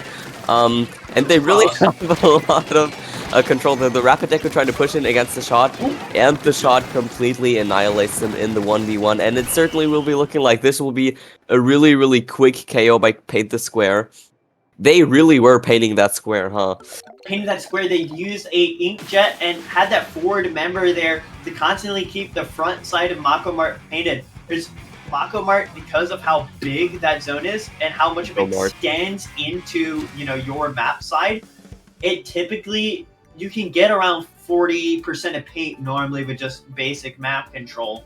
But if you have those forward members, all you gotta do is look back and keep painting, and that's what they did. They painted that cross so well, and a fantastic job by Paint the Square. Chingo weren't allowed to get in. Once Paint the Square grabbed that forward control, they kept it up. They kept grabbing those trades. And, getting a 1-for-1 trade in this game is very advantageous towards that defender team, especially if both sides have Cooler up, because that defending team, they already have that space, right? They're not in a disadvantage. So Paint the Square used that advantage really well to keep that square painted, and now they're going to be going into map 3 at a tied score, 1-1. We're back on Crab Like Capital. We were already kind of talking about this map, how it needs a few tweaks to be good in zones. I feel like, honestly, this stage should just have the clam layout, because it literally gives you... I feel that so much. Yeah, like, it gives you 3 ways to push in, and it's only on Clemblitz. Like, Clemblitz in this game is winning with its map layout. Winning now. And now that it's finally playable is because dead, Kraken Cheese is gone, maybe we can actually play it more. I'm gonna add an extra Clamblitz map to that tournament I'm running. More info about that later. Maybe. Oh, I'm not gonna advertise it today. Maybe. Maybe. Maybe. Also, I just wanted to talk about something. We were talking about pro Chariel. I also saw in chat pro Chasgore. Chasgore? Chasgore, yeah. I can't. Pro Flowey, like. Pro Kraken Flowey. Cheese is dead. Wait, Party. Hydra? Somebody needs. Hydra is insane here. Yo, I remember when Hydra get that one like buff like a long time ago before Pencil was meta, and I hastily made a tier list as that Hydra would be the best weapon in the game. Please never let me cook. Yeah, I wouldn't let you cook because Hydra is against Pencils. I mean, you said Pencil wasn't meta back then. I think it was still but meta. Hydra still wasn't that good. Dom Reef getting that first pick here. But I like this cooking coming out from Page's Guard. We also see that the swap from the Neo Luna to the V Luna here. It's a great pick from the Booyah Bomb. That's going to allow some forward map control. It's trades back and forth here. And, I mean, it's all about whether they can get this control when they grab it. But it's 2 down on Paint the Square. But they have this forward control. They're going to try to use it to stall for their members to get back in. And you see how that Hydra's weak there. Underneath, you just shoot underneath onto that grate, and you grab the pick. Great job from Chingo to shut that down as they're keeping control of zone. They're punishing this overextension from these members as 2 go down. Paint the Square in a bit of a pickle. But their members are coming back. They need to defend against Tentas and Inkjet. But if they can start working towards a retake. They have 3 specials on board. They got that Booyah. They've got that Zuka. And here comes out the specials. And it works. 3 go down on the side of Chingo and the girlies. And that's going to allow Paint the Square to finally get control. And they don't have penalty. They can start getting these points. And now we also see the Triton-Cup kind of throwing fizzy bombs just all over the place because, you know, that's a really, really useful way to kind of get assists there. We do anything for the stats there. Also, the pineapple is great. And also, why are 3 people down? Why is the try last?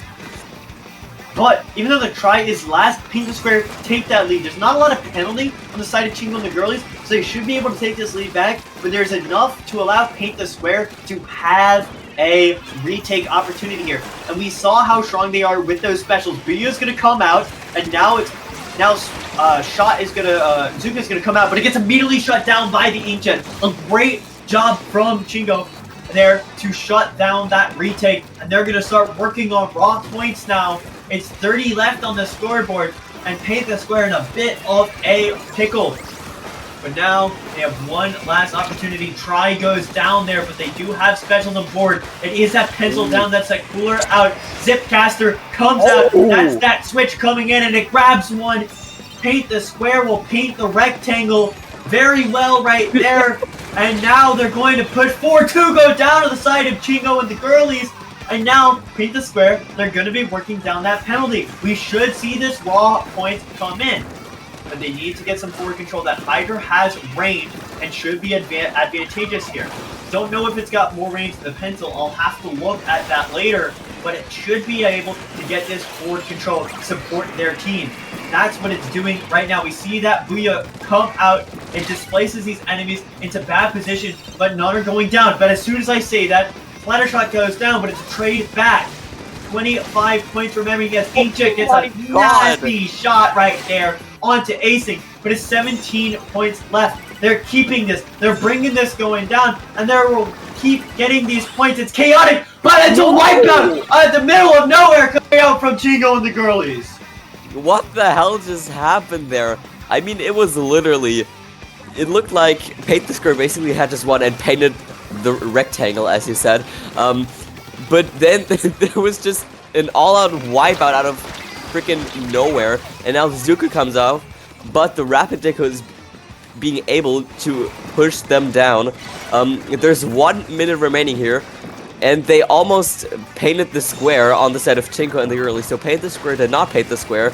They're kind of just staying on that bottom left corner there, and now they're kind of trying to get more intimate there. The Rapid Pro kind of being protective of the zone, kind of trying to shoot at angles against the Luna here. But on close-up, I feel like Luna's just better. But they tried to do the zip cast, and they just get completely countered there by the Inkjet. That was insane.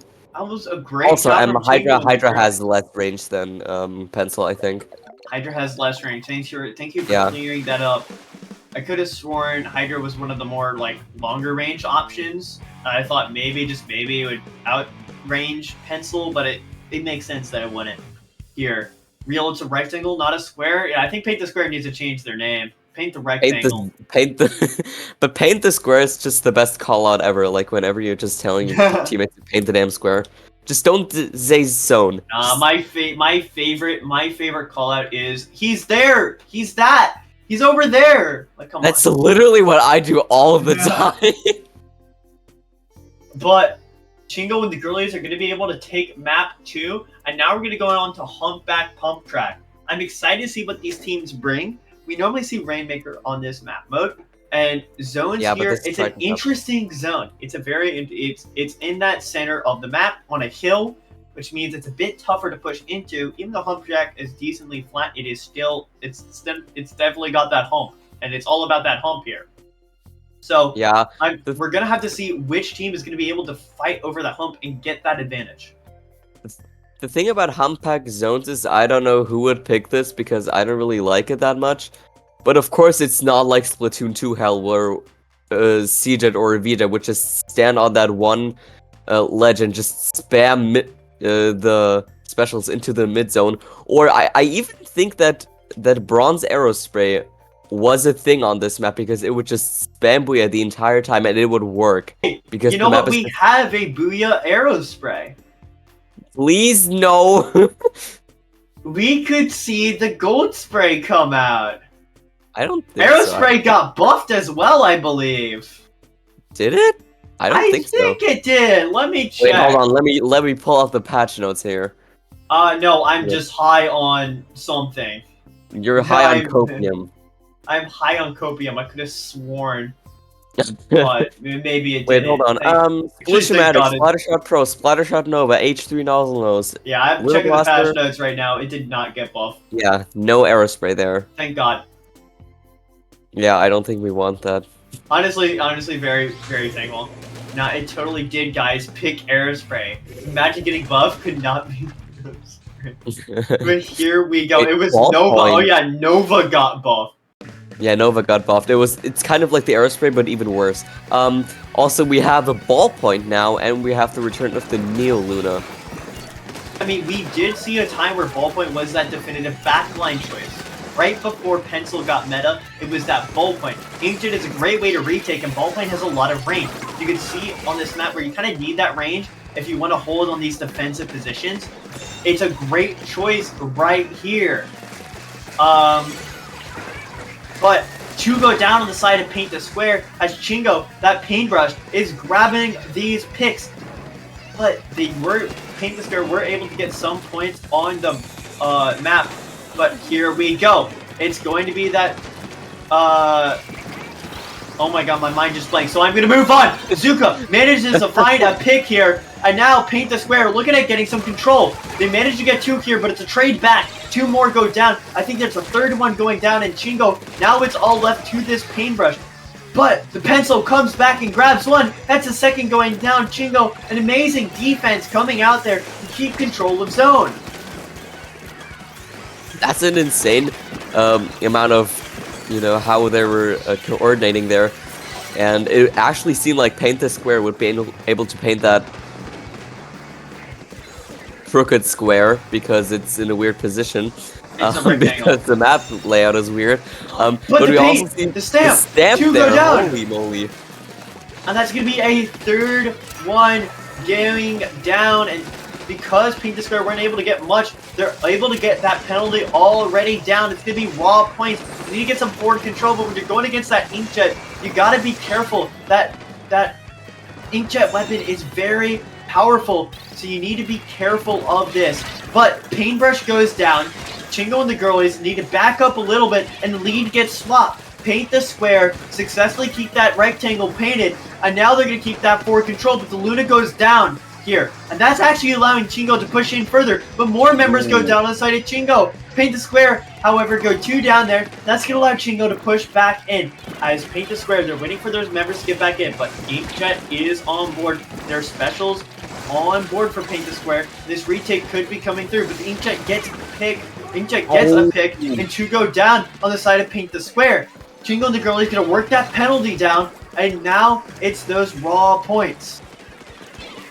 Yes, and now that Chingo and the girlies have managed to get a hold on the lead, the Luna Neo just decides to completely try to push them with a stamp, and it works! And now they just threw the stamp, but one person was able to jump out there, and another person is jumping out there. So now Paint the Square is gonna not paint the square, but rather the entire map, because they have a lot of control there.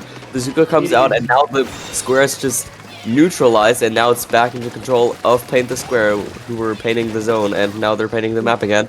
And they paint their enemies because the paintbrush just went down with Madame Reeve, and they almost have the lead. The penalty is down, but the pencil is trying its best to kind of focus the paint on the zone, but they are able to get a hold of the lead again. But now the ink comes off and gets a hold of the Tri Nouveau. It's 3 down, a staggered 4th there. No cooler was out, but I do like the call from Acing to move in and die there so they can respawn with their team. It is, however, going to give Chingo this full control as they push into plat. This is something Paint the Square has been unable to do. And now that Chingo have this opportunity, we should see a swap here, but it's a spectacular stamp coming out from Acing as it manages to grab 2 and the zone. You couldn't ask for a better use of that special, as here we go. We're going to see that Tenta missiles coming out here. It's going to stop the control of the square there, the rectangle, but it is going to push this control in. Chingo managed to make a retake off the back of that as 2 more go down on the side of Paint the Square. But Chingo have to work through that penalty. Paint the Square has to get back in, and with that fantastic pick there, they're going to start working on that. Specials are on board. We see that Jet and 2 go down on the side of Paint the Square. Stamper comes in and grabs another. Paint the Square keep control of their lead, and now they'll be working down that penalty. They have cooler out, so if they go down here, they are going to be able to respawn quickly. That's what you need with 15 seconds left. You need to put control, but we see this retake option. It's that Tenta missiles, and it gets 3. It's spectacular work, but cooler is on board, but it is not going to be enough. Chingo come back in here. They need to keep control for about 20, maybe 30 more seconds here to grab the lead as overtime comes in. But we know the specials that are on board here for the members, but Stamper gets denied. Penalty goes lower, and it's a wipeout onto Paint the Square. Chingo take the lead in overtime, and they take the map. They take the set. Dude, I was able to hear you like from your 400 meters away from your mic, so that was insane. Bro is breaking his mic. My heart, my throat, it's given out. Should I give you some medicine there? I might need a throat lozenge here, but Paint the Square, it's unfortunate. They were doing so good there, but they had to panic there at the end. Right? That penalty was getting low, and they didn't have enough of a lead.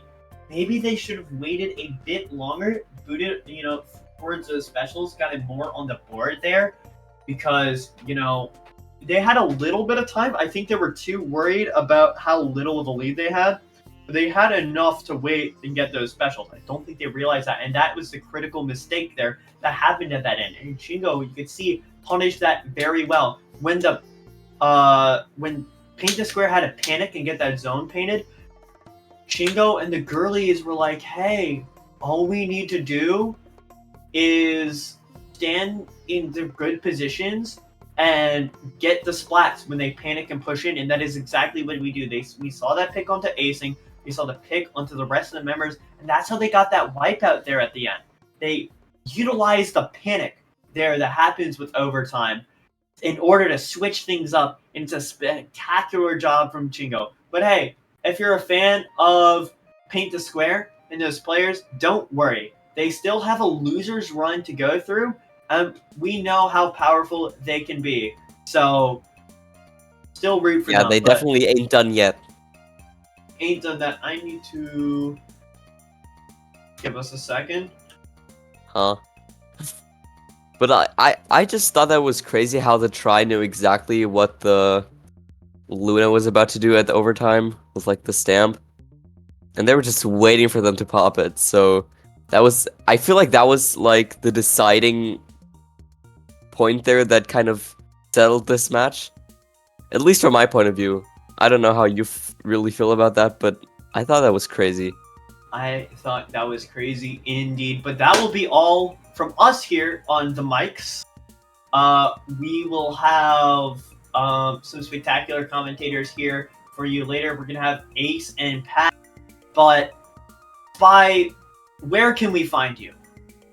Basically, if you want to find me, you can find me on Twitter at DrSpyLOL. I mostly just kind of talk about Splatoon and retweet some weird memes. And it's just complete chaos over there, okay? But yeah, Incident, where can the people find you? On a lot of socials here. You can find me on Twitter over at Anson4. It's right there on the screen. You should see it, right? It's right underneath Mako Mark.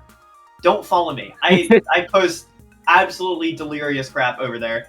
But you can also catch me on YouTube over at Ansonin. You can catch me on Twitch over at AnsoninFGC, where I stream fighting games, general miscellaneous stuff, and my capture card is finally my capture card cable that I lost is finally coming back in. So you can see some Splatoon every now and then, but you're most likely going to see Unite. And I now have my own production team that I'm working on setting up.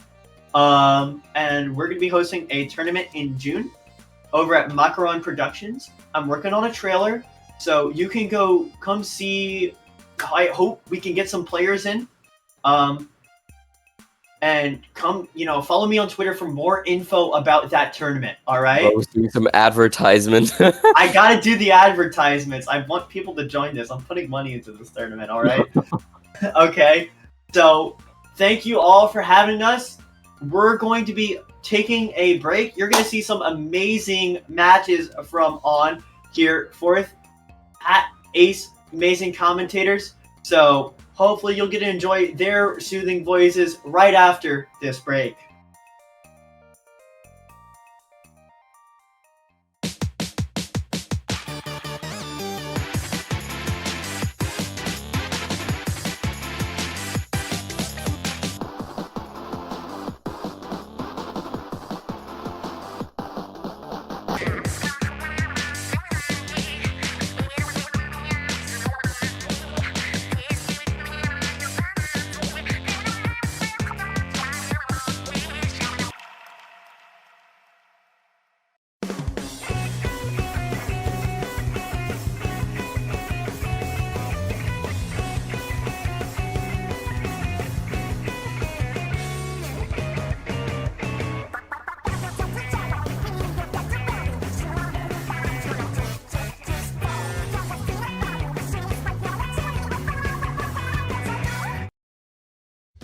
Splatoon Stronghold, a stronghold for competitive Splatoon, providing resources to long-timers and newcomers alike.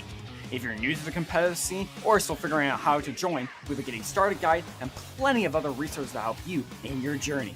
If you are a seasoned veteran, we still have plenty to offer. You can find and join tournaments as well as participate in our Captain Forum and find free agents and teams. Our mission is to make competitive Splatoon easily accessible to everyone.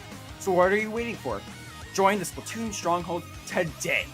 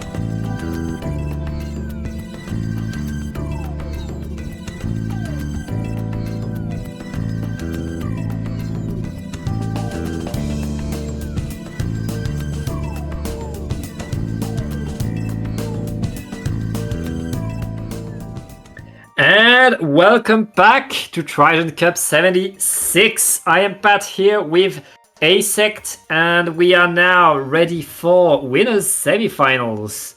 It's going to be Projet Poulet versus Santos. That's seed number 2 versus seed number 3 for you. Both of these teams have cruised through this double elimination tournament and are now poised against each other. It's best of 5, and we're going to start with Zones on Macamart. Asect, how are you doing? I'm doing alright. Excited for this commentating. It's been a minute. I feel like I say that every time. Well, we're always glad to have you. Yeah, always glad to be here. Yeah, this first map is definitely it's the map mode of all time, I think. I think this is up there with TC Inkblot in terms of like being the final destination of Splatoon. Yeah, it's the classic. We know at some point we'll come back to it. If it's not by default, someone will counterpick it. It's a map that just works, that allows so many different weapons to play their game, and also like the games are always so back and forth on it because there's always a way to get back in. I really love what I see in terms of gameplay from that. Yeah. But it looks like we're getting straight into it. Yep. We are now starting the game. And yeah, we see on the side of Project Poulet, Splatana Stamp. Meanwhile, for Santos, Julie's like, it's pretty like conventional weapon picks for both teams. So let's see how they're able to do, how that first fight is going. And of course, like these Julies can be incredibly key because once you have that Crab Tank in position, Crab Tank is still the top special. I love to see it. Yeah, it's always good to see some special variety. I do think it is pretty interesting because this is the first tournament on the new patch. Yeah. But it looks like people haven't really adapted their comps yet, which is definitely understandable. So we're not going to see the meta shift until probably the next tournament, if anything.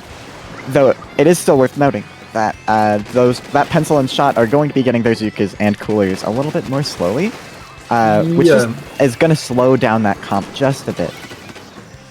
Just a bit, but right now Project Poulet has taken the zone back and are pushing Santos away. 3 down onto Santos, and Poulet are moving forward right now. And yeah, now it's their turn to establish that lock. They have the tactical already now, so they can take the fights. They can dodge bazookas and wail a little bit.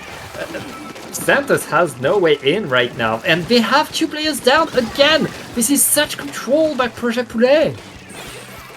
Yeah, this is some serious holding power here, and it looks like they already have their strikes again, and they're already close to another Zuka, and so they are going to be able to extend this hold by a fair margin. Santos really needs the Zuka to get value, then the pencil does go down, but the dually also trades with that. That's not perfect for them, but the pencil going down is going to be pretty valuable for them because that's going to stall their next cooler. And right now, Project Poulet are just 15 ticks away from victory. Santos needs to paint the zone now. That pencil is not enough as all of Poulet is painting. Both teams just struggling for that zone, but Santos able to stay alive. This game is not over. There's 3 minutes left, and Santos is back in control. That Zuka pick on the pencil was absolutely huge. But we are seeing some decent control getting set up here. And Santos also has that Crab Tank at the ready, so if they can get that out before that Zuka is at the ready, then they will be able to extend this hold even more. But it looks like the splatter shot is going in, fighting the machine. Strikes are coming out as well, and the Crab is still on the Crab is still an option for them to pop right now, and they are going to use that with the Zuka as well to take this control back really cleanly. Yeah, right now both teams are fighting for that zone. The Zipcaster is done. It looks like Santos is still fighting for that zone. The penalty was applied, but they don't mind. With 2 down onto Poulet, Santos are going to get that control back. They don't have that much penalty. They can still make it, especially with the tactical active right now. And 1 more pick by that machine. Santos getting back into that game, pushing Poulet away, making sure that they are holding that zone. Penalty is done, but all of Poulet are back on the attack right now. But Poulet, 2 down, and they're completely cornered. Santos looking to get that lead back, looking to get that game right now. Poulet needs a huge push, and they need it now, Asect. Yeah, 10 points left on the clock. Zipcaster coming out, Triton coming out. That's going to stall out the zone, but they have gone 2 down. If the Zuka comes out and gets picks, though, that can be huge for them. Ooh! But no picks from the No Zuka. picks! And that is going to be game. They can't paint over the zone. And that's game number 1 for Santos. Poulet, they were so close to getting the victory at some point, but Santos able to get that comeback to really, get back in this game after getting pummeled, and this is a good start for this set, Asect. It really is. That was a crazy back and forth game. If the rest of the set is like that, I'm really looking forward to this. Yeah, lots could happen, but I think that now we are going to Brightwater Springs, map that was chosen by Santos, by the way. So we will see how they do, how things go. But right there, a bit more of a linear map, a bit more of a simple map, and it's all about painting. And we're going to see the pencils come back and paint that zone all they can. Yeah, this is definitely... It's definitely a slower map. It's definitely more methodical. Yeah. You need to be a little bit more careful about the fights that you take here, because it's such a small map that it's really possible to just kind of play a little bit more passive, and so you need to make sure that you're using that to your advantage. But then you also need to make sure that you're not playing too passive, and that you do know when that fight is actually necessary to take. So it isn't just a total AFK map, like something like Mincemeat. There is some back and forth there, but it's definitely more thoughtful, controlled aggression. More of a similar playstyle to Splatoon 2 than Splatoon 3 in a lot of ways. Yeah, very... you have to hold your position, and if you're able to push onto the opponent's ramp, you can take a lot of control, but most of the time I see just both teams throwing paint at the zone from safety and trying to maintain that status quo, and it's on the team that's able to paint the most to really get the game. It's a great map for tri-strikes because of that, because you can dislodge the enemy and paint the zone at the same time. Yeah, and at the same time, that machine is going to be a monster here. If that gets set up under the ledge, you can deny so many spots from that. The V-Bucket can do that as well on the other team, just to a little bit less of an extent in exchange for being a little bit better at fighting on flatter ground. It's like a much less extreme machine. But you can still do stuff with ledges if you have great aim. You can. I guess you can. We'll see what these teams are able to do. Oh, it looks like, there's a bit of issues in the lobby. Could take a bit of time. But we're waiting on these players to confirm things. But yeah, like Brinewater, it's also why I love Triton-Cup, because zones is a solid mode, whatever the map, and you get to see maps that are not picked that often, and you get to see these maps happen. Yeah, is it any map goes, or is there a list of maps that are you're able to run? I'm pretty sure any map goes. I wonder if we'll see. If we'll see the new Undertow then. We better. Oh yeah. Yeah, I'm excited to see what people do with that. The changes are pretty minor, but I think that little cubby on the side of mid is definitely the most important thing they've added. On that map. Mid being that constricted was always a problem. It was always a problem, but it being a bit wider in that way is really interesting. Anyways, we are going into this next game, and I believe we're seeing the exact same comp on both sides, except we're seeing the order bucket instead of the normal one for some reason.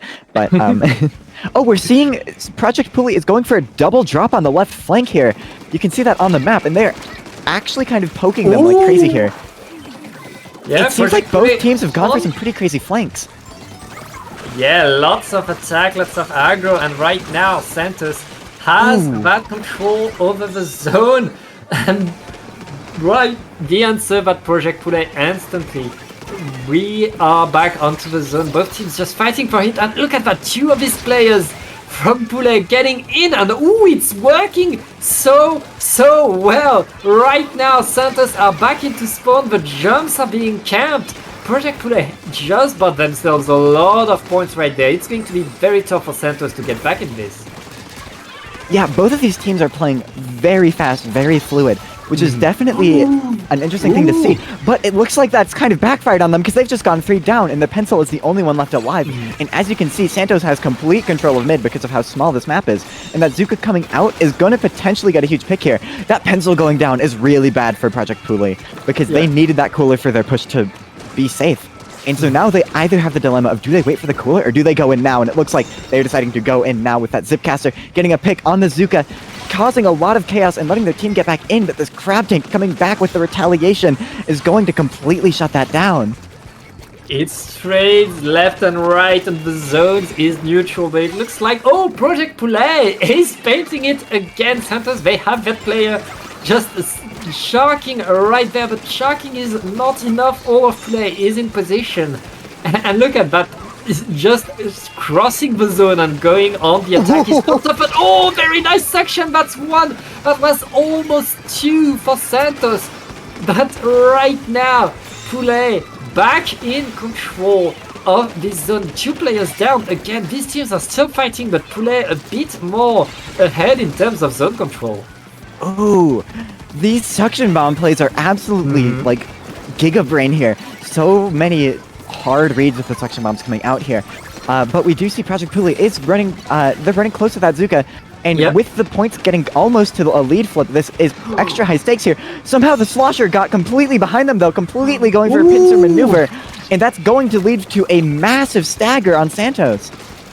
Yeah, Santos backed up into their spawn again, but the Crab Tank is going to give them that space. You cannot stay on that ramp with the Crab Tank active. Santos is back in control of their side of the map. Now it's just about painting that zone, applying penalty before Poulet scores more points. But they have 2 players down right now. These Julies have a lot of work to do and they get splatted right now. Poulet are going to extend the lead right now, looking for a bit more. There's 2 minutes left in the game. Santos able to apply penalty though, because I mean, what? It's going so fast. 2-3 down onto Poulet and Santos is back in control.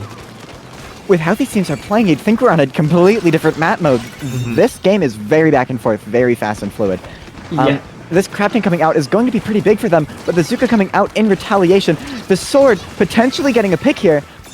And Santos going 2 down yet again. The Zipcaster coming out to continue that momentum from the Sword. Completely, the Splatter Shot fighting up with that Sword. That was an insane play, and they are still going to hold onto that lead, but it is getting slowly whittled down as Santos has been able to get back in fairly quickly every single time. And right now, Poulet about to score a bit more points again. That's the Tana Stamper looking for the ledge, looking for the splat, but gets splatted by the machine right there. And Santos back on the attack, takes the zone, takes the splat.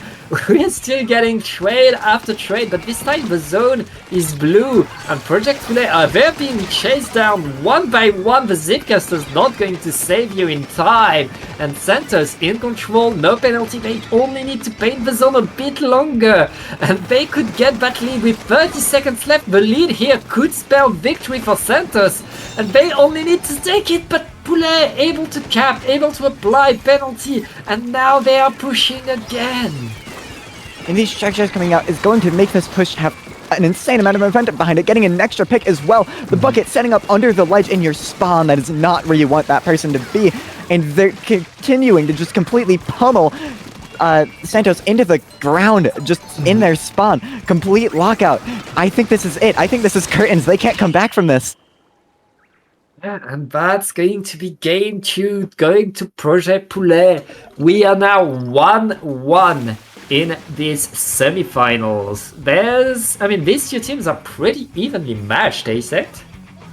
Yeah, this is some crazy gameplay. These games are awesome. And this is winners semis, so we still have a lot of tournament left to go. It makes me think, are we gonna see are we going to see these two teams come back to duke it out in the winners finals? Or are we going to see something else happen? Only one of these teams can go to winners finals. The other team has to go to losers bracket. Well, yeah, but are they going to come back? Like, are we seeing the same matchup that's going to end the tournament? Or is there a team in losers waiting to come up and actually take this instead? Oh yeah, I mean, lots of great teams, lots could happen, and yeah, grand finals, not winners, grands. I'm getting corrected by the chat. One day, I will learn how double elimination terminology works. So right now, it's winners semis. The team that wins goes into winners finals against the other winner of winners semis. Yeah, but that's not one the of these days. One of these days, I'll learn. One of these days. Yeah, but first of all, we're going to learn how museum zones work, and it's pretty simple. You drop on the right, and you get in a fight. I don't know if that's a play on zones. Specifically, I guess it depends, but if you drop right on zones, then you don't have much follow-up. Unlike on like Clams, Rainmaker, TC, where you can continue to move forwards, you're kind of just locked in place there, and you're actually pretty easy pickings. So I guess we'll see if they actually do this anyways, because these are the same teams that like dropped double left flank on Brinewater Springs. Yeah, honestly, the fact that the only way onto the platform is that jump from the spinner, it makes zones maybe the most dangerous mode for this map. It's really all or nothing. Can you get onto the plat or not? And if you're able to get a foothold on the opponent's platform, you pretty much make 50 points. If you don't, though, it's going to be incredibly contested. There are lots of ways onto the zone and lots of ways to protect yourself if the opponent is not right under your nose. Yeah, it's a fairly easy spot to watch, and it's a fairly easy jump to prevent if you have anyone alive. But if you can manage to get yourself set up in that plat, you will be a nightmare to deal with. I see why they made that jump so hard and why they made only one way in there, because clearing people out of plat on zones is definitely not an easy task. Because you have to use your specials to get them out, and then they still have mid. You need more specials to actually clear them forwards. Definitely. We are pretty much bringing the same weapons. These teams, they know what they want to play. It's all about getting the play, getting the moves that allows you to make these weapons work. And right now, there's a drop to the right by Projet Poulet. It's that slusher. That slusher is going to be chased, jump out, and that job done. Back to the fight in a regular way for you. Very interesting play there, dropping to the side to draw people away from the main fight, and then jumping out to regroup with your team is actually pretty big brain. But we are seeing some picks happening left and right here. With Project Puli slightly on the down foot, Santos setting up control of mid, but that isn't going to stop the splatter shot from trying to take some weird fights. But they are going to end up jumping out. And with Santos getting some decent control, getting this crab up, it is kind of just a fist fight in mid right now. Neither team can find a super huge foothold. Yeah, and right now it's just Nepia capturing the zone, making a few more points on the penalty for Santos, but Project Poulet, they have that control now. The whole map is theirs. They get a cooler, they get onto the opponent's platform. What moves, and look at that, they have so many players here, but they lose that fight. They lose that fight right here, and Santos is back into action, back onto the zone, trying to paint it. That start came out of nowhere. I mean, that's the power of the tactical. You can lose your players. Oh my gosh, this sword is absolutely destroying people with this zip. That was an insane zip caster there. Yeah, that zip got you, and right now Projet Poulet looking to just get the points right there. Just 30 ticks left onto the zone. Santos able to neutralize, but not able to apply penalty yet. Their zone is so big. Poulet has the time to paint the zone again. But that Zuka getting a pick there is... that's a huge stagger on Santos' part. They're going to have to fight to keep this zone neutral here. And the zone is not neutral, the zone is back to yellow, and Santos, they need a big push right now, they need to paint right now, and they lost their pencil, but 2 players down onto Poulet. If they're able to apply a bit more paint onto the zone, they should get it. They do. Game is alive, and I mean, we've seen Santos on game 1 get a comeback from that, so it's certainly not over, Asect. Yeah, it really isn't. This map, zones in general, is a little bit snowbally in this way, where it's really easy to get a push down to a super low score and then completely drop it. But that strikes are going to come out from the side, catching the crab tank completely off guard. And this slosher is already fighting in mid, and Project Pulley seems to... I don't even know what's happening anymore. I mean, they're cleaning up to the side. They knew there was a shark under the pencil, and that's sorted. Right now, Project Poulet, it's all about, okay, throwing Tacticular on the zone, preparing the push, maintaining Santos on their side of the map, not letting them approach. But right now, with the pencil and the crab tank deployed, Santos should be able to at least paint the zone a bit. The zone is capped. Santos keeping themselves alive in this game again, but the strikes coming in, allowing Poulet to take that ground back. They're almost getting that zone back again. Santos able to stay in that game, but not able to get back yet. Yeah, and that Sniper Rider getting some pretty valuable picks here. And Santos is actually going to go 2 down yet again, pushing this lead even further and further away. But it still isn't over yet. Even though they still have gone 2 down yet again, the sword in the bucket under the ledge completely just getting some shots off. And this Zuka coming out as well. It is just pure chaos. Santos cannot exist anywhere on the map right now. And Santos struggling to get in. These Julies are only going to get a trade. With 1 minute left, Project Poulet looks like they have perfect control of this game, and with just a few more ticks left on the zone, they are looking for the victory. But Santos is back in there. Santos is saving it again, staying in the game, but it's just Nepia with the machine, trying, hanging on for dear life. It's not going to be enough. But the jumps came in, but the crab is cancelled, and right now Poulet back on top, back in control. 25 seconds for Santos to get control of the zone. 1 pick is not going to be enough. They need to get in, they need to get it all. And right now, the paint on the zone needs to come. They're able to almost capture it. Poulet just painting the square, making sure that it's their corner. They get it! Santos, they need to... it's not over. Yeah, Project Pulley is actually 2 down now. This is their chance. This is the first actual foothold that they've gotten in a while. And if they can extend this is not over yet. They need to be able to confirm these picks. And still, Project Pulley continues to stagger with the cooler coming out. Crab Tank has just been popped. This is actually looking kind of like this might be a comeback situation here. Project Pulley needs to play this really carefully. While it seems like they have a lot of time, this timer is going down fairly fast. And the Zuka and Strikes coming out. Both fighting, both contesting the zone. Petzl goes down to the Zuka. And that is going to be... The zone is just holding on by a thread, just the machine left to paint it, but no! It's not going to be enough, and that is going to be Game 3 for Project Pulley. Project Poulet able... Poulet? Poulet means chicken. You can call them chicken, I guess. Yeah, they're able to keep it. They're able to keep that game, but Santos constantly a fault on their side, constantly looking for that comeback. That didn't come, but I mean, Santos in the end, they were able to show that they had it in them. It's just, it came too late. Project Poulet able to just hold it a bit longer, able to just keep that control, and Santos, well, they were close, but now they have to win on Mahi Mahi. This is definitely, I would say, this map is weird. I feel like a lot of people at lower levels think this map is bad, and then a lot of people at higher levels think this map is the best map in the game.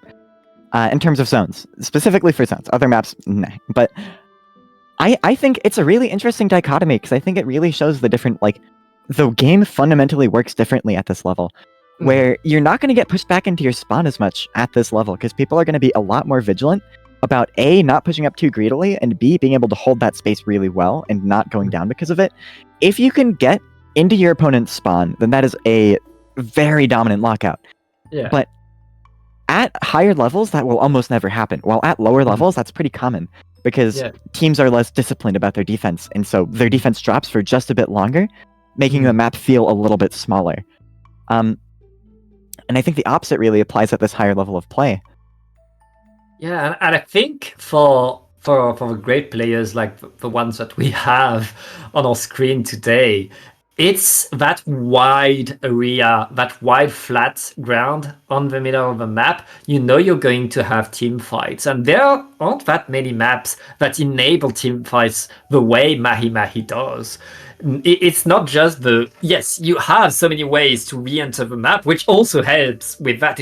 You have this wide open map, and everything is connected because there's not that much cover. You can always help your teammates to your side and in front of you, and there's so many ways to coordinate a fight on this map. That allows and really rewards to get teams that get coordinated to win the game. Yeah, I think if there's a map mode in this game that is actually Final Destination, it may actually be this one, just because of how flat it is and how like basic and bare bones, but also like still fluid it is. I don't know. The quest to find Final Destination. Yeah, but we are seeing these openings here. Interesting that both teams are going for that kind of drop on the right. With the actually the splatter shot mainly painting the zone from Snipe is a really interesting opening. But it does look like that the bucket and sword from Project Poulet are kind of trying to fight up here, and they've actually clumped up Santos in a pretty good way, and they're managing to kind of pincer them, not mincer them. That's not mincemeat.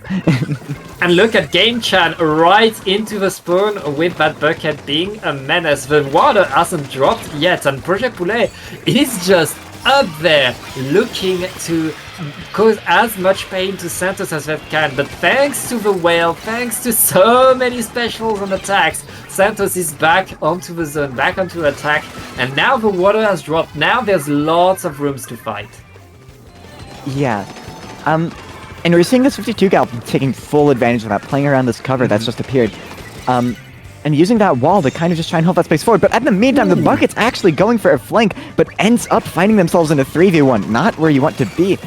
And this sword also has Zipcaster at the ready. And it looks like they're going for another team fight here. The Zipcaster's going, trying to find some space. A little bit of awkward movement there, but it doesn't matter because they're causing enough chaos for that Zuka to get a lot of value. Lots of chaos happening. Project Poulet able to get back in control of the zones, get back in control of the map, and right now Santos looking for a way in with the tactical activated and a pick on the bucket. Santos should be able to take that zone back at least for a bit, apply some amount of penalty onto Poulet, especially with another pick right now. This is very good for Santos, and this is the opportunity they've been waiting to get some points back, but oh, the Stamper. Okay, the Stamper is dead now, so Santos is still in control. Yeah, and it looks like this is going to be a lead swap here with Project Poulet just staggering continually a little bit here. Not a fantastic way for this retake to be going here, especially with the sword going down to that Zuka. That's going to continue to stall out the retake, especially with the shot going down as well. And we're just going to have to see if they can recover from this. They do have a strike at the ready. Strike going out at the same time as the Zipcaster. Zuka at the ready as well. We'll see when that comes out. And here comes the cooler as well. Zipcaster leaving, and it looks like they have managed to cap the zone, but not for long. Here comes the Zuka, though. Getting one pick, getting two picks, and that is just going to be the pencil. Left on their plat, trying to survive and just paint out and stall. And it seems like Project Poulet is just taking their time to paint around the zone and set up their control here. Yeah, the strikes gave Poulet enough time to just get the Zuka, get the picks, and now get forward. Poulet, they don't have penalty anymore. They didn't score that many points. So now it's all about holding that zone, denying the push by Santos. But Santos, they have an answer already. They're already painting that zone, and they apply penalty and Poulet has to move back, has to give some space. Oh, they're able to get the pencil though. They should be able to get a lot of momentum back now that the backline is dead. And right now, look at that Project Poulet just cleaning up the team fight, getting more. Oh, and that Look at should that. be the zone. Yeah. Look, did you see that arc shot with the bucket? That was kind of crazy. But we are seeing just some really patient play here. Some sharking, but they get caught out by the 52. A good 52 on this map is so dangerous, and right now Nepia is showing why we have the whole map painted blue. Now Santos is back in control, 1 minute left, and they have a good lead. Honestly, it's going to be very tough for Project Poulet. They are struggling to get in. There's full control by Santos. They're dancing under that drop, and right now 2 down onto Poulet, just 15 ticks left, and Poulet, they have to attack, they have to get the drop. Oh! How'd you get that? That dually going down to that pencil. That was such a clutch pick, and it looks like Project Poulet is still in this game, and they've actually gotten some decent control set up, and so they are going to be able to extend their lead by a fair amount here. They're not even extend their lead, but potentially get it back. Yeah, but they are very close. All Santos needs to do is get the zone right now. And with 3 down onto Poulet, that's going to be an easy task. 10 seconds left. And all Poulet can do is pretty much run at the zone. They don't have specials, they don't have control, and they don't get this game. We are going to game number 5. This set is so back and forth. It feels like every single time that like one of these teams should be consistently winning, but that team switches every single game. Because these games have been like, I'm pretty sure these have all been KOs, or at least like very low scores from one team. Yeah, and it feels like with the narrative I'm building in my head is that one of these teams is really good at locking out and the other one is struggling to retake, but that switches every single game. I mean, both of these teams know what they need to do and are constantly creating the surprise for the other team and adapting to what the other team is doing. It's really allowing them to do whatever they want. But now, ASECT, we are going to the final destination of Splatoon 3. For the 4th time in this set, we are going to the final destination of Splatoon 3, Hagglefish. I think these counter picks are really interesting. They've all been decently standard. So they're not counter pick ASECT. Yeah. They're not. Wait, are they not counter pick? So, you've been away from a while. We are now hosted by Sendu.inc. And the format is different. Basically, teams choose the maps that they want to play on before the tournament, as they register for the tournament. And when you meet another team, half of the maps will be chosen by you and half of the maps will be chosen by the other team. And this one, Hagglefish, has been chosen by both teams to be the tiebreaker. So, both of these teams chose this map. But this is the beauty of Sendu. We don't have to wait for a counter pick. The teams do their counter pick before the tournament. So you see, I actually knew that, and I was just saying that so we could explain the difference in the format for the audience. Yes, exactly. Yeah, I'm totally knowledgeable about tournaments and stuff. I secretly know how counterpick terminology works too. I'm just extending it to the bit. Yeah. Yes. But here we go. The 52 is coming back. No more machine, and other than that, it's the comps that we were expecting to see. Both teams just fighting for that zone. Santos is going to get the early cap, but Poulet is answering right away and looking to get a few picks. 2 down onto Santos. That's going to be Poulet getting that control. Yeah, and that's going to be some crazy momentum from Poulet as well. Just completely pushing up into spawn, getting up set up under the ledge. Zipcaster and the Slosher pushing up together. The Zipcaster goes down, but the Slosher and Shot are able to pick it back up. That was an insane amount of coordination for such a huge burst of aggression. We're gonna have to see if that backfires in any way, or if that is just they got away with that for free. Right now, Projet Poulet are looking to get more and more points, but they have 2 players down, and there's a crack tank onto the zone right there. Santos is back onto the map, getting bazookas over the zone, but we see trade after trade. Both teams are still going to fight for the zone. Penalty is not applied yet. Okay, penalty is applied now, but Project Poulet is still fighting for it. A 2 down onto Santos. Poulet are back onto the attack. It's just Napier. Napier with a 52 is alone and is sent back into spawn. Project Poulet are holding that zone incredibly tough right now, and Santos has yet to answer. Yeah, and we're seeing just a lot of momentum coming out from Project Poulet. Some specials at the ready. Zipcaster coming out, going to see if they can get any picks here. But no, they end up going down in the process. That's going to be pretty bad for Project Poulet here, and that's going to give Santos the opportunity that they needed to get back into the zone. But the Zuka coming out might rob that all away from them, but no picks from the Zuka yet. Yeah, not a pick, and Poulet still fighting. They let penalty be applied. Project Poulet, they let the opponent apply penalty on the zone. They don't care because they know they have the lead. As long as they win the fight and push Santos away, they're fine with letting the penalty go through. And look at that, they're back in control of the zone, and penalty gets smaller and smaller each time. And now they have 3 players onto that platform, fighting all they can, and Santos are struggling to get back in. Yeah, this Crafting coming out as well. Gonna get a pick on the sword. That's just gonna leave a bucket by themselves. Or no, that's a splatter shot fighting up, actually. And that is just going to be the pencil on the other team, though. Left to retake completely by themselves. Jumps desperately happening to the pencil, but it's not going to be enough. 2-1. That is going to be game, and that is going to be the set going to Project Poulet. Yeah, Project Poulet winning this set 3-2. It's been a close one. It's been incredibly back and forth. I feel like Project Poulet were able to win harder, be it here or Museum. Like, they were able to have a bit of stronger holds sometime, but Santos showed in the games that they played that they were able to answer what they're doing.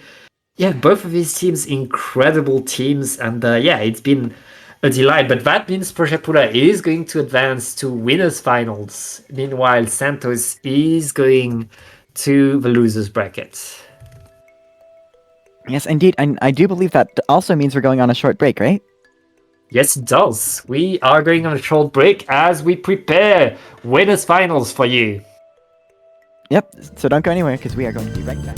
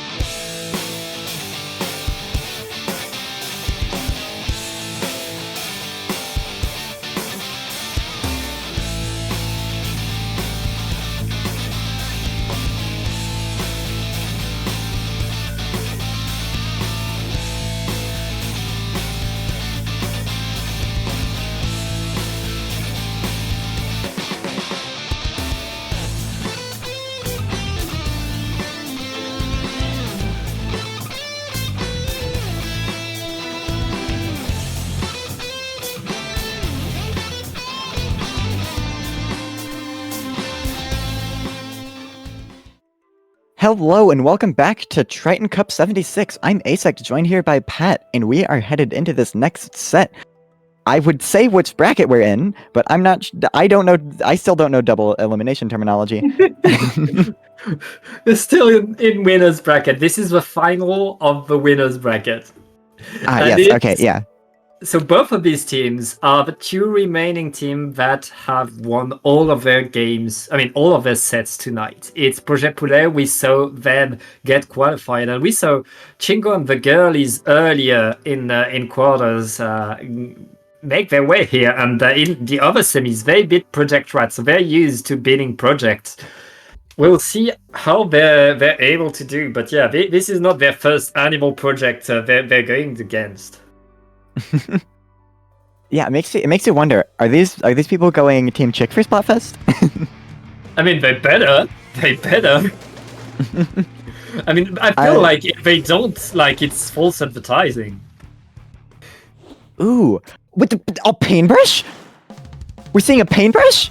We are seeing a paintbrush, yes. Wow, that is a weapon that I was not expecting to see in this tournament at all. That's something you don't see every day. I don't think I've ever seen a paintbrush in a tournament setting, so this is going to be interesting to watch. But that being said, Project Poulet has already gotten 2 down, 3 down somehow. Yep, this is some girlies. Yeah, this is some crazy momentum here already, straight up off the bat. Not even time to think, just 30 seconds in and completely locked out. Yeah, pretty good opening, and that's what happens when you don't expect to see these weapons. You're not prepared to open against the paintbrush and a rapid blaster. But Project Poulet, they're struggling. They're 2 down again. Chingo and the girlies are bringing the points down to 40, and there's nothing Poulet is able to do right now. Yeah, this is... Oh, never mind. The commentator's curse, the sound just flipped instantly. Yep, they're back in. But we are seeing the splatter shot. We're seeing one of the fights of all time happening here. Just 2 splatter shots duking it out on perfectly flat ground. This is how Smash was meant to be played. This is not Smash! This is Mahi!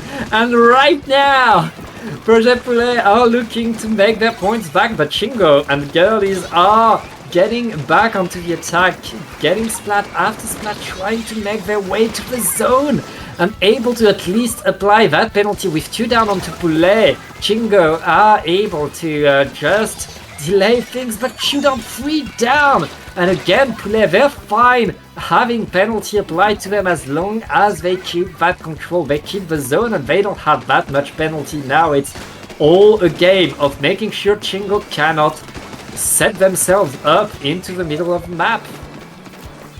Yes, indeed. And this is a very interesting situation we're in right here. Because they do have 3 specials at the ready, but so does Project Poulet. And so this is kind of going to be a duke to see who can use these specials the best. And here comes the Inkjet coming out and going down, but they do have a cooler active, so they're going to come right back with that jet.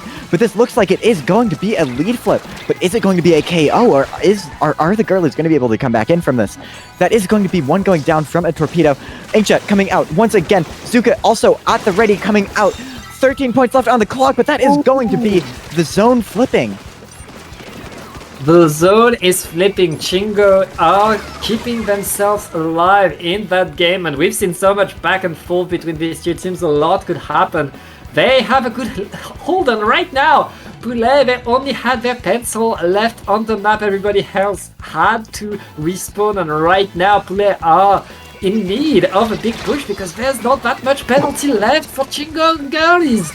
And right now that paintbrush under the ledge is getting punished. He's getting punished, but we are so close to a lead swap. The strikes are coming in, neutralizing the zone, and Poulet keeping that lead just a bit longer right now. Ooh, but that paintbrush coming out of absolutely nowhere, getting the drop on the bucket, but going down in the process. We are going to see some... This retake matters a lot here. They have gone 2 down. So they need to be quick. The pencil falling into the water! That's gonna cost their cooler, and that might even cost them this game! That would be very unfortunate. If they can't retake because they don't have this cooler at the ready, that would be one of the biggest tragedies we have ever seen. But the Paintbrush coming out, getting a pick on the shot. That might be what they need. The Rapid Blaster is down though, but these missiles are potentially going to come out and hit the zone. 2 points, 1 point, and that is going to be game. It makes you think, if that pencil didn't whiff that jump there, would they have won that game? Or would they have gotten the zone back? At least they had a shot at getting the comeback, but as you said, the moment that pencil falls down, they lose the cooler, they lose a lot of paint, they lose a lot of distance, and the rest of the team suddenly has no safety net, has no time. And yeah, I mean, Project Poulet had that control, already had the lead, already had the zone. Yeah, you lose an opportunity to move forward, and that's a bit sad. I think that player's actually in our chat right now. I'm Yes. sorry, but unfortunately everybody did see that. Sorry, NML. The broadest daylight on stream. Happens to the best of us. This just goes to show, even at this high level, you still fall in the water sometimes. This game is still a platformer. You can get to the finals of Triton-Cup and still fall off the map like the rest of us. I'm a low-level player. I can't tell these players what to do, and but don't fall off the map. That's bad. You lose half. Actually, I think falling off the map is the optimal strategy. I think more people should do it. Not if you have cooler, because if you have cooler and you fall off the map, the tactic cooler doesn't apply, which is a steal, which is horrible. But don't ask how I know that, okay? But we're getting a twin blot. Yeah, this is definitely this map is interesting because Inkblot TC is really good. Inkblot Clams also pretty good. We don't Inkblot Rainmaker. We don't talk about Inkblot Rainmaker, but Inkblot Zones is a bit controversial because the map is a little bit strange. It reminds me of Museum in a lot of ways. I know. Oh, Asect and their map comparisons, but just the way that it's a little bit tricky to get into plat, but then once you do, it's pretty easy to initiate a lockout. And also how the map is a little bit leader favored.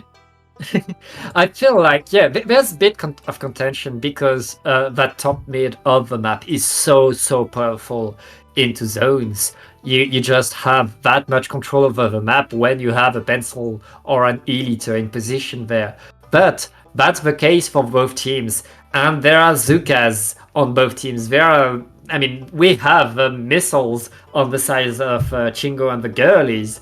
So there are lots of opportunities to deny that top mid on the other team. It's all about being able to play it better than the other team.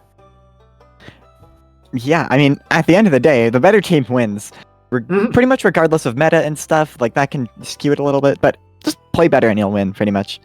Yeah, just play better. Easy. This just in revelations from the commentator booth. The better team is likelier to win the game than the team that's worse. Yep. So we'll just have to see which one is which here.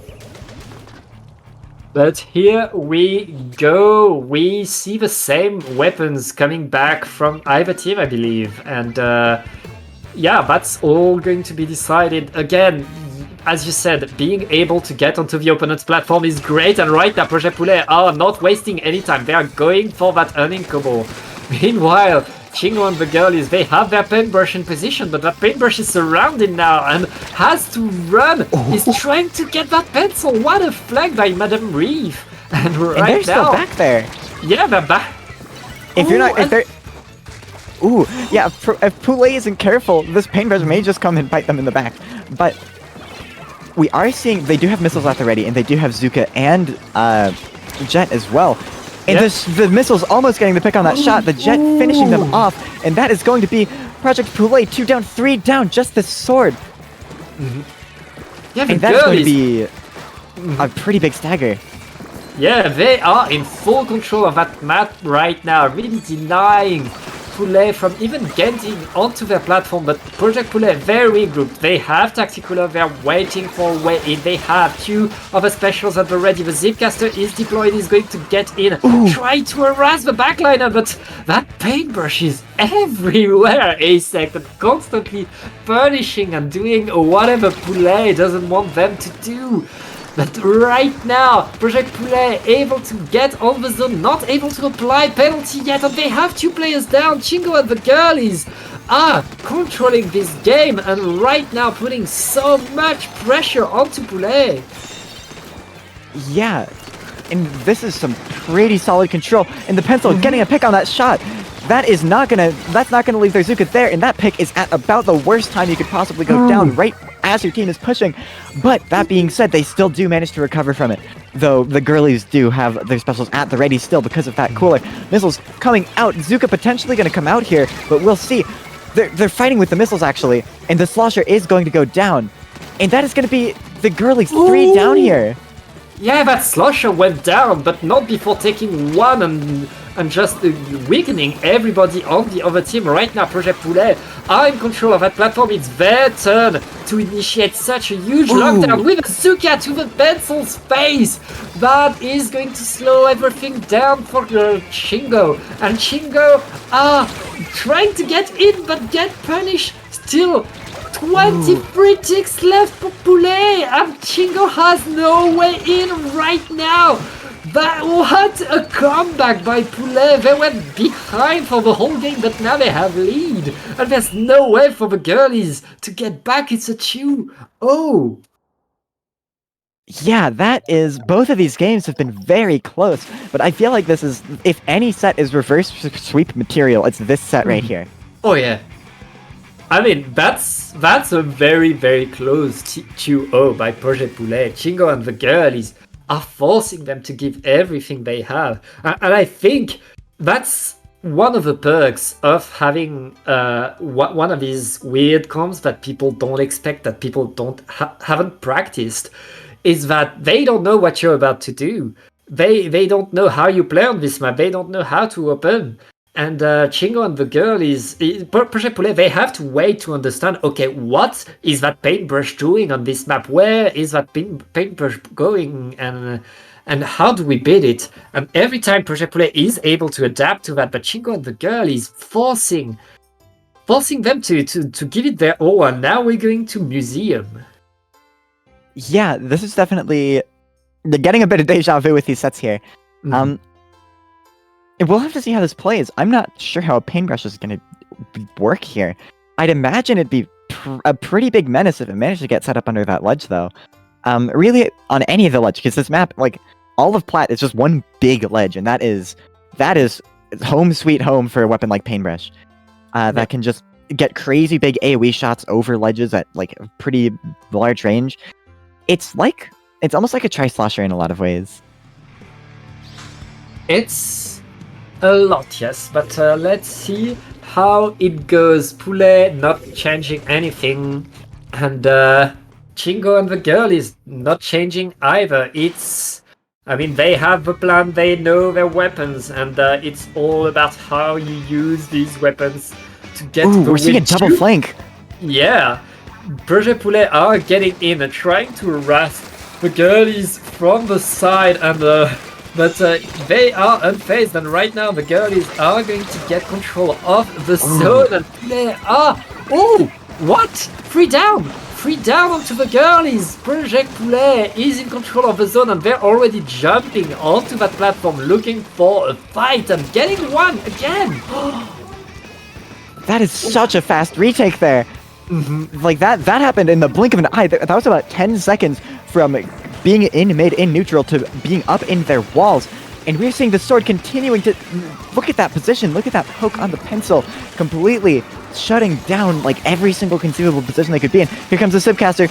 Are they going to get this pick on the pencil? They do get the pick. Yes. And is that going to be a second? That's going to be a wipeout. We might see a 3-0 here. The girlies really have to fight here. They really need to be careful.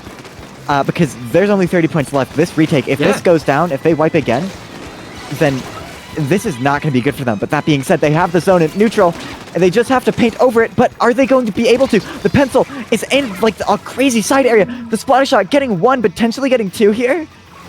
Zuka coming out, getting a pick. Paintbrush, painting the just zone. A brush. Oh!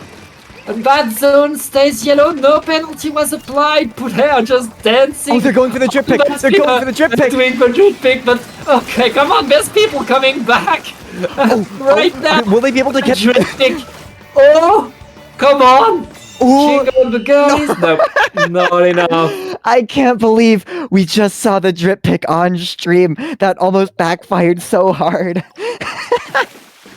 When you take your drip pick in winners finals, then get back to getting a few more splats before you get the KO. Okay, Projet Poulet, go to grand finals. Go wait to grand finals. We're going to watch losers bracket. But yeah, that's a 3-0 for the Poulet. Yeah. Whew, that was. I still feel like all of those games are pretty close. Seeing that paintbrush there, it's always good to see people pushing unique weapons. I think the meta is not as strict as people think it is. I think people just go for the easy option a lot of the time. I think there's a lot of creative things you can do right now. Yeah, that if that drip pick had failed and then like bitten them in the butt and they somehow managed to like lose that and then got reverse sweep, that would have been iconic. That would have been beautiful. That would have made my day. That would have made my month. I would have lost my voice and it would have been worth it. But right now, we are going with the script. Poulet, they win 3-0. Honestly, these first 2 games, they were close. But Poulet, they learned what Shingo and the girlies were doing. And this was a map that Poulet chose. And suddenly you see, okay, now we know what you're about to do. We're going on a map that we're comfortable with, and you're not really, because there isn't very good plays with the paintbrush in here. And suddenly we saw Projet Poulet dominating. And yeah, they win this. They get to grounds. Yes, indeed. But I do believe we're going to be going on a short break. Is that correct? Mm-hmm. Yes, we get on a short break and we will watch Losers Bracket right in a few minutes. Don't go anywhere. Yep, see ya.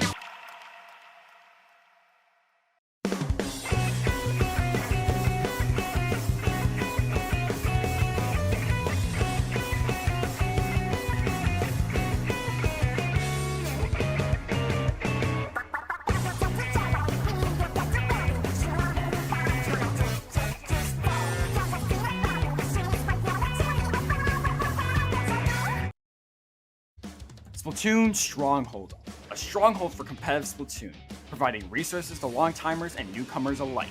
If you're new to the competitive scene or still figuring out how to join, we have a getting started guide and plenty of other resources to help you in your journey. If you are a seasoned veteran, we still have plenty to offer. You can find and join tournaments as well as participate in our Captain Forum and find free agents and teams. Our mission is to make competitive Splatoon easily accessible to everyone. So what are you waiting for? Join the Splatoon Stronghold today!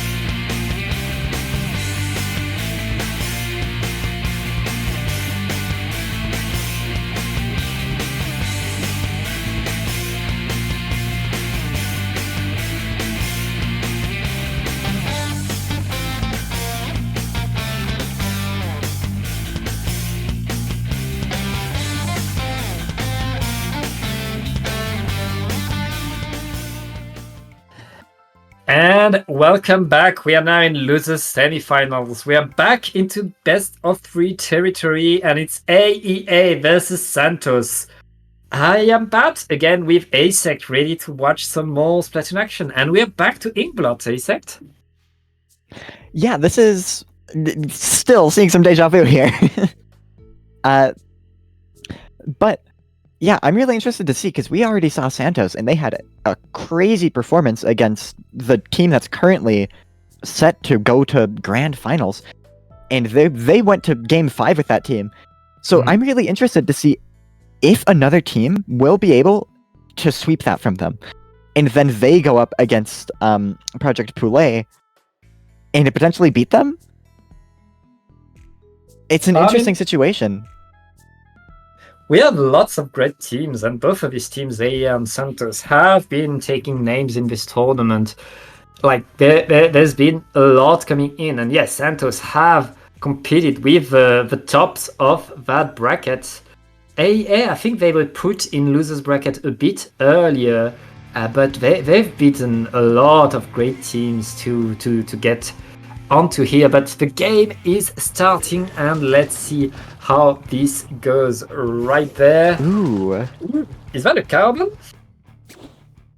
Yes, it's a carbon. I love a good carbon. It's on AEA to paint the map as much as they can to enable that carbon, and I love the surprise Zook gets to the face. Yeah, we're seeing this sword going for a weird early play on top mid, getting punished for it, unfortunately.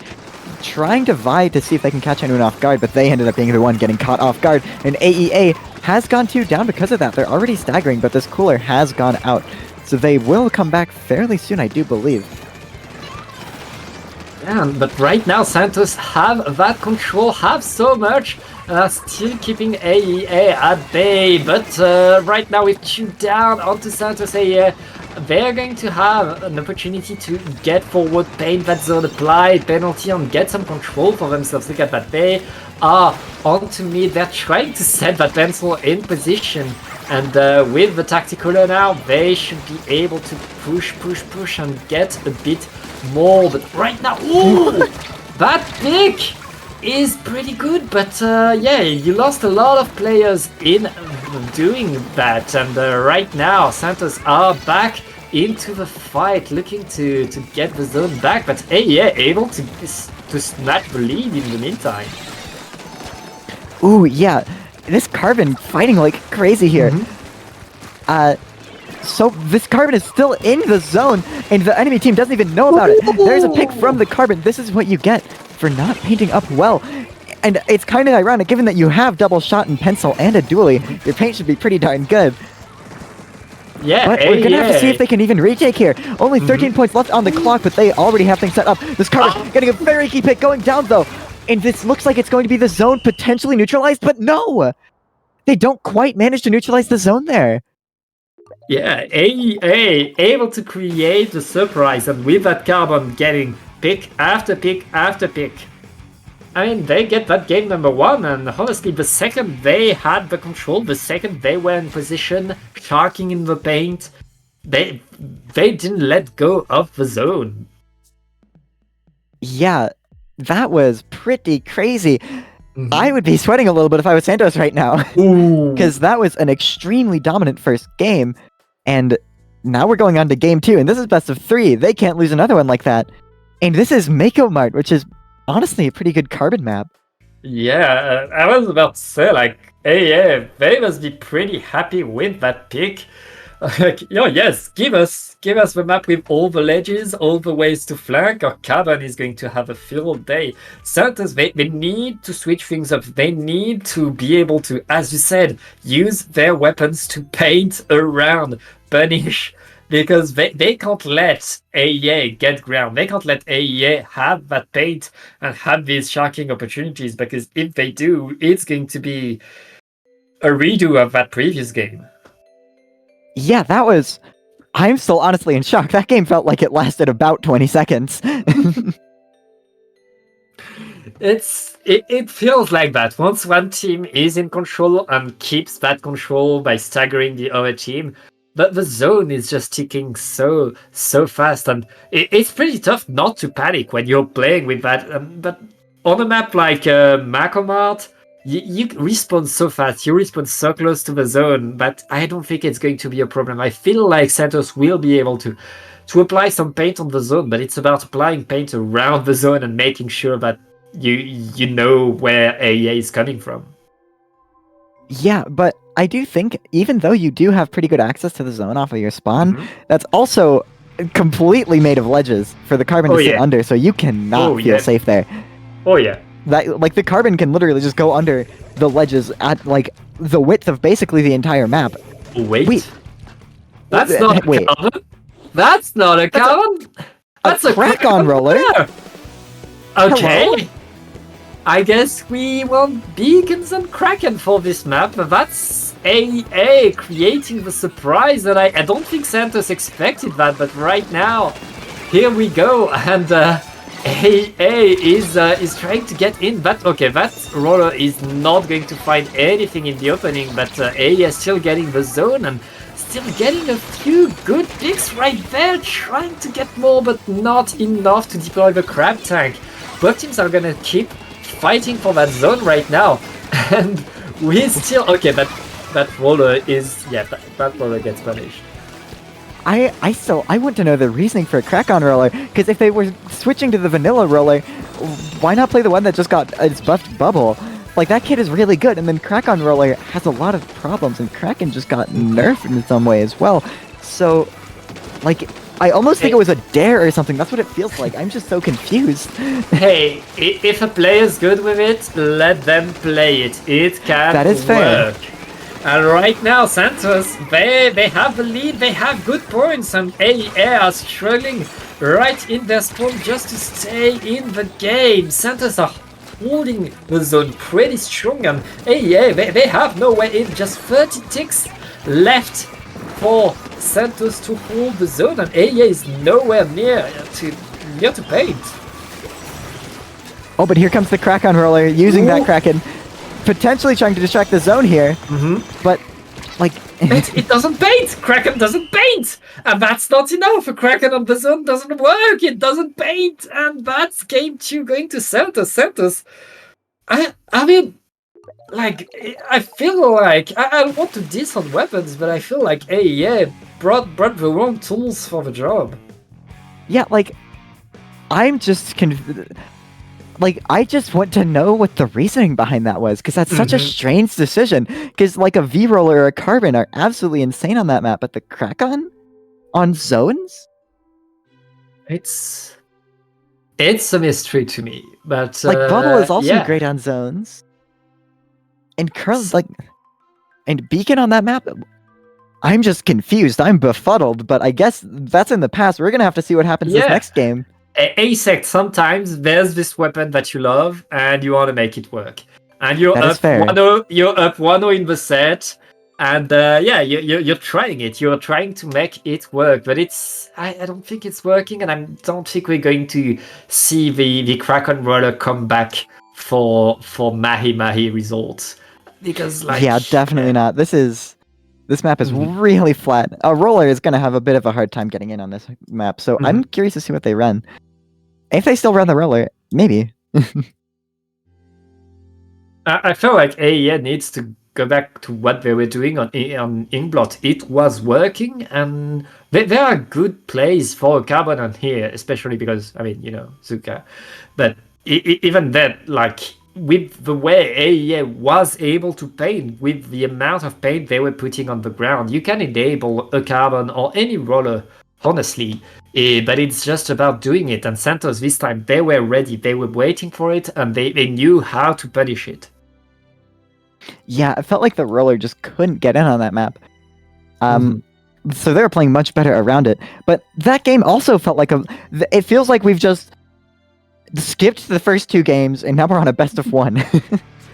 Yeah, it's best of 1 between these 2 teams. Winners goes to losers finals. So, and lots of stakes between these. And right now, AEA, okay, no more roller for you. We're bringing another shot. And Santos pretty much bringing what they always bring to this.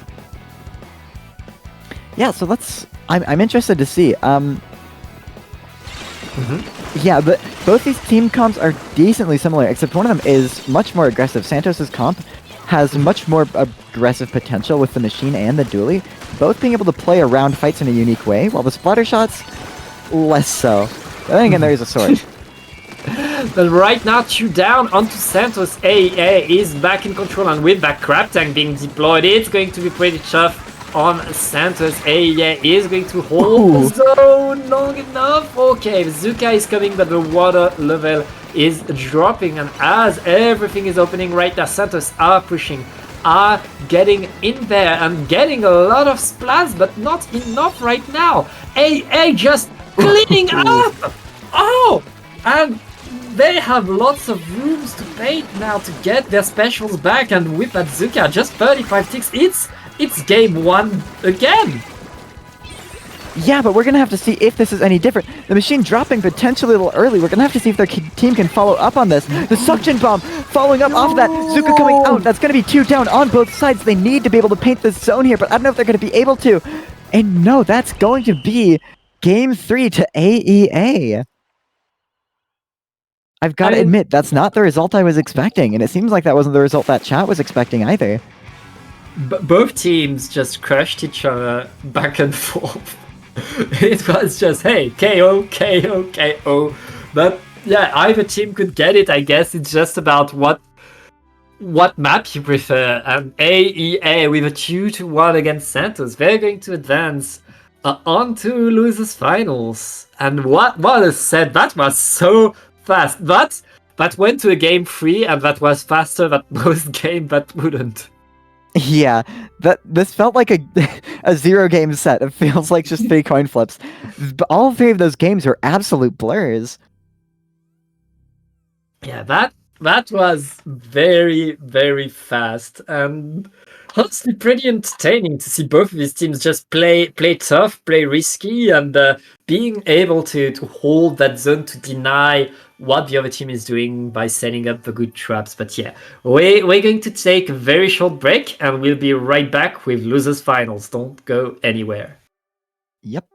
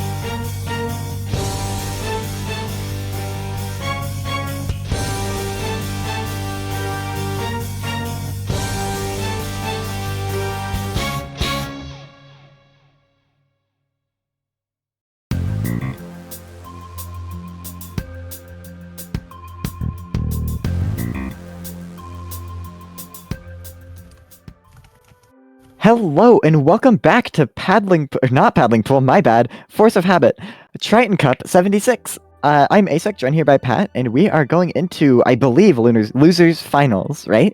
Yes, it is losers finals. We are now like on the podium. These two teams are like the losers of this game will be the bronze medal of this tournament. The winner goes on to fight for the gold. It's going to be between Chingo and the girlies. We saw them into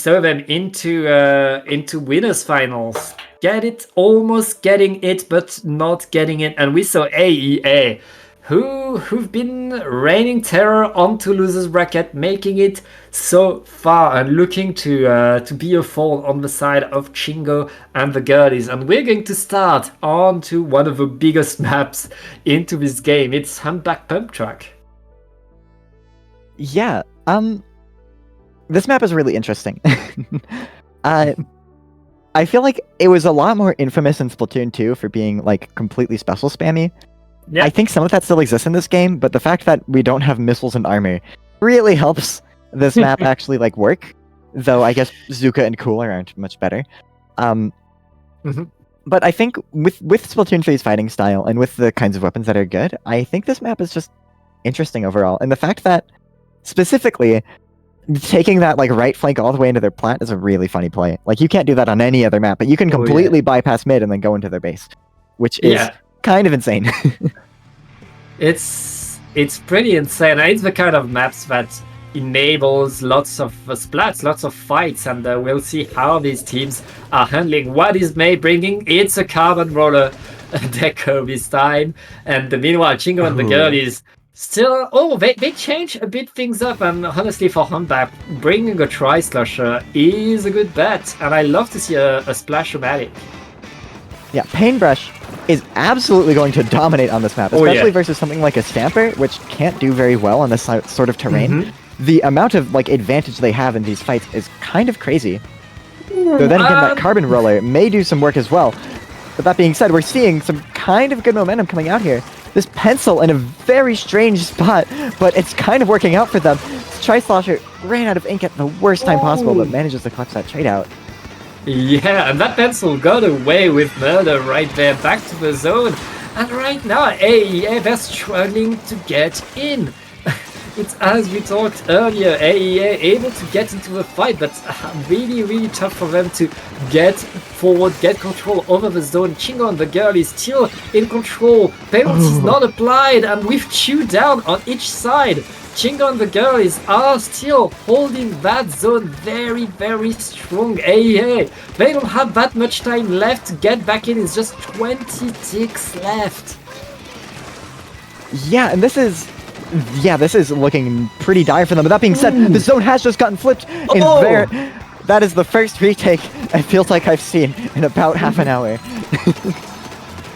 Yeah, and right now AEA are on top of the zone. They have painted everything around yellow. Now it's about threatening that street, trying to get in, trying to get forward. Chingo and the girlies, they take their time. They have a good lead, and right now they lose 3 of their players.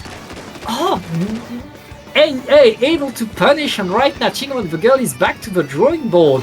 AEA looking to get the comeback.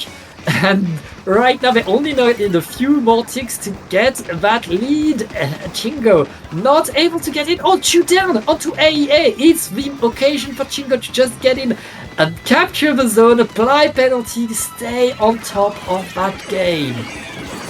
And that toxic miss combined with the strikes kind of making that spot. That was a very dicey situation when it probably feels like it shouldn't have been.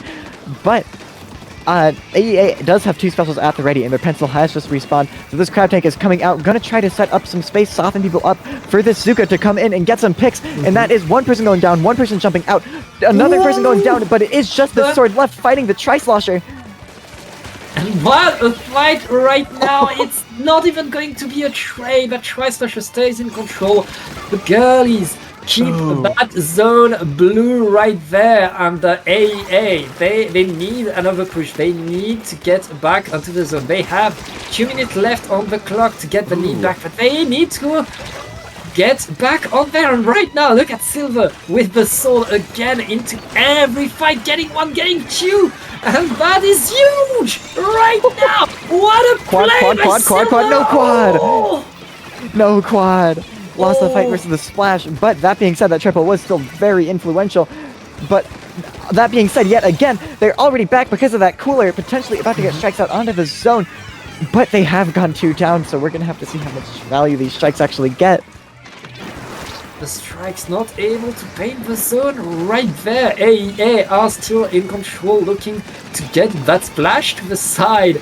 They know you're here, and the pencil is going to help. Oh, that pick! A random pick onto the carbon, that's huge. And right now, Chingo and the girlie not wasting any time, are on the zone, are on the attack, and are getting more and more. And yeah, they're still in the air. Normal.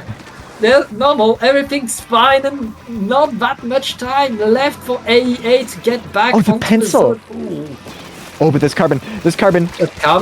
Oh, but they missed their shots to go down for it. But that being said, oh yeah, AEA is 2 down.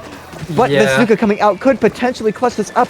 But they have to get into the zone. 3 points, 2 points, sword goes down 1 point, and that is going to be a KO for the girlies. Yeah, Chingo and the girlies get game number 1. AEA able to take the zone, able to take some control, but in the end, Chingo and the girlies getting it more, getting it longer, and staying in control. That's game 1, but that is just game 1, and it's not over. AEA are now in best of 5 territory, and they have lots of opportunities to get back in the game. And we're going to follow up with Crableg Capital. Oh, that's also a pretty interesting map for Paintbrush. I feel like there's some decent ledges to watch. Mid feels like it has almost no cover, but like a bunch of cover at the same time. I think the side areas are going to be especially important to watch from AEA, because the Paintbrush sitting there will get some pretty big picks, because you can kind of just pop up there, jump on that block, and then just shoot at them, and completely surprise, out of nowhere, get some crazy picks.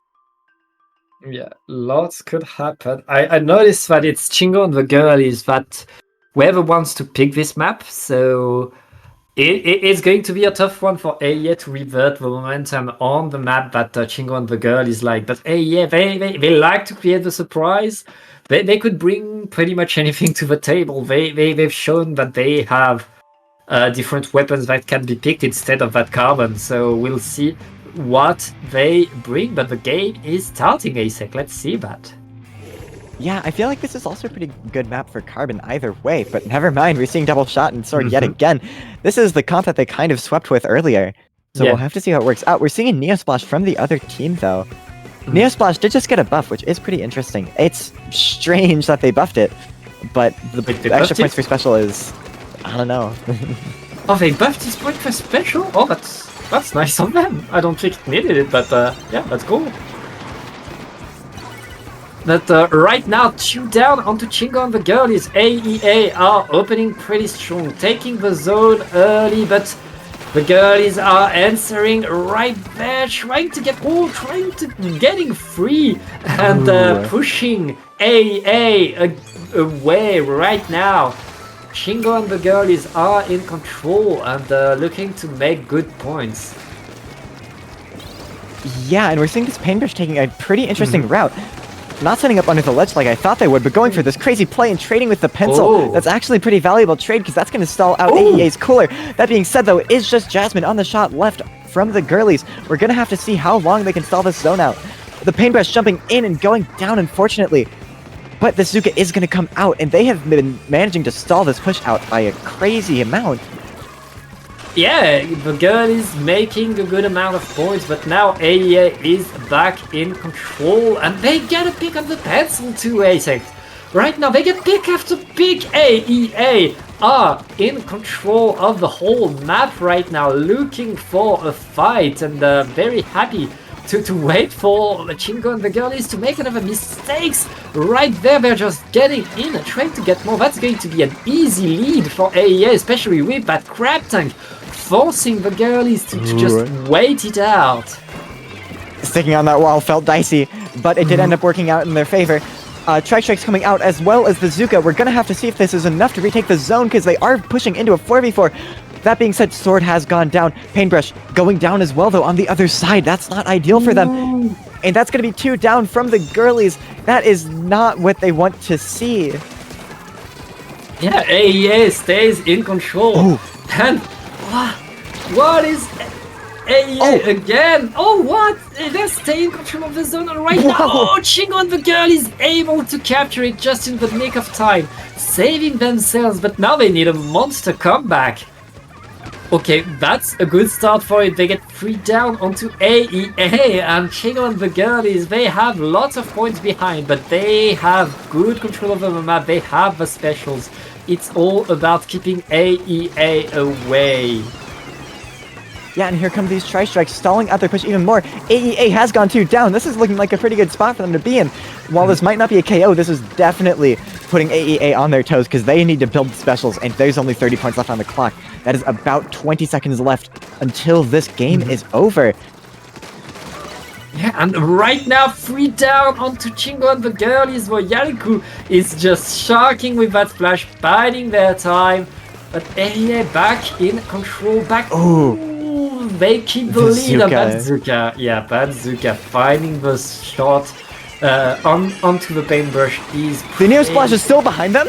Yeah, they waited, but it's not working right now. AEA stays in control and make sure that they keep it, that paintbrush completely alone, surrounded.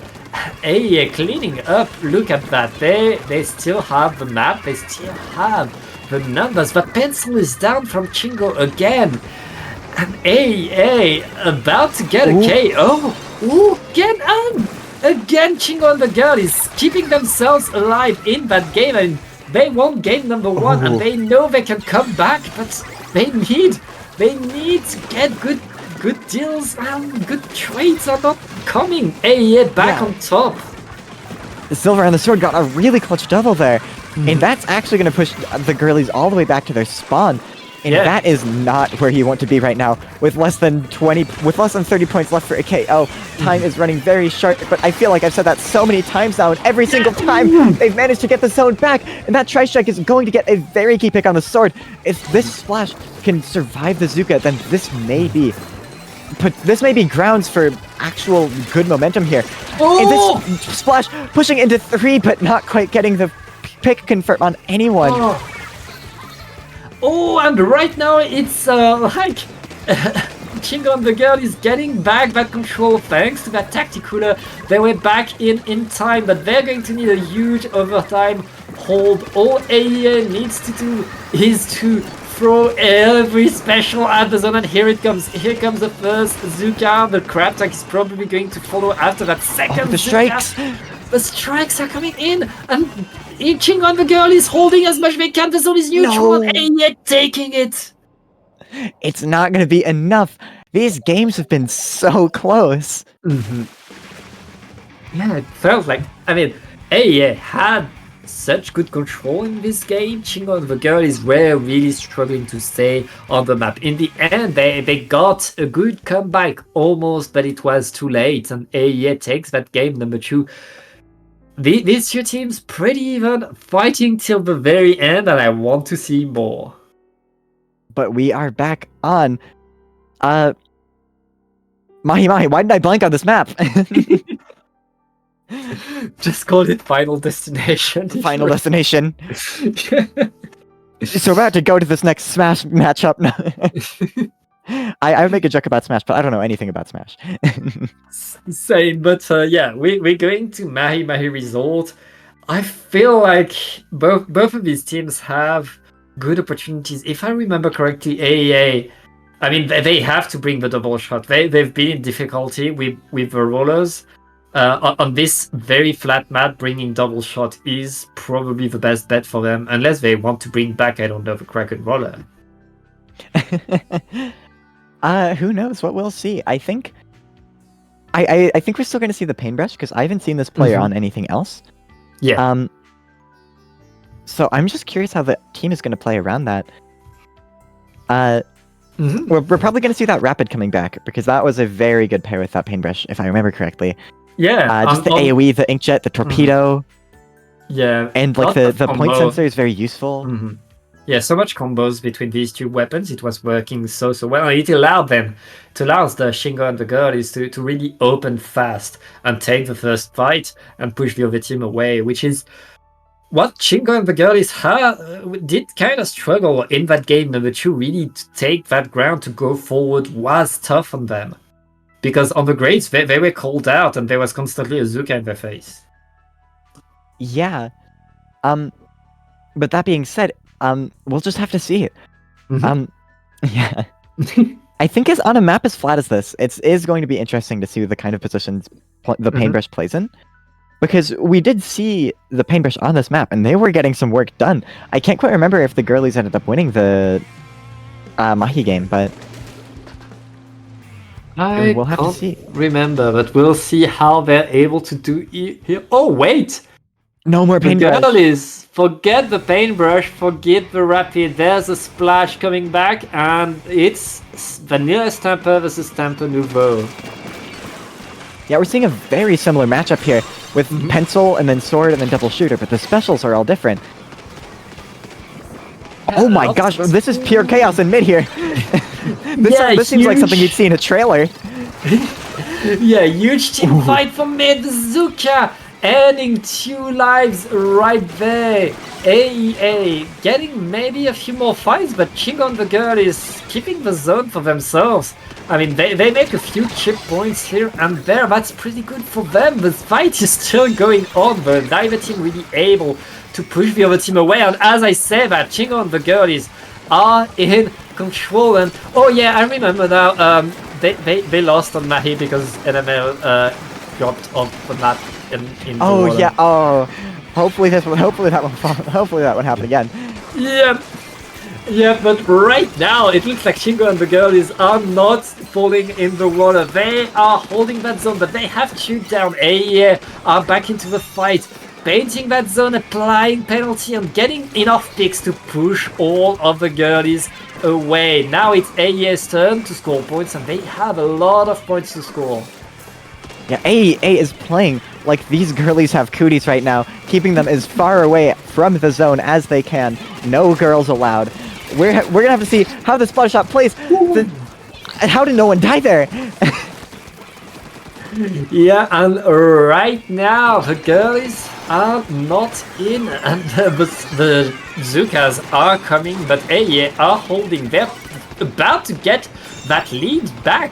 And yeah, by holding that zone a bit longer, they take that lead. Shingo and the Girlies, they need to get a big push, and they need to get it now because there aren't that much time left.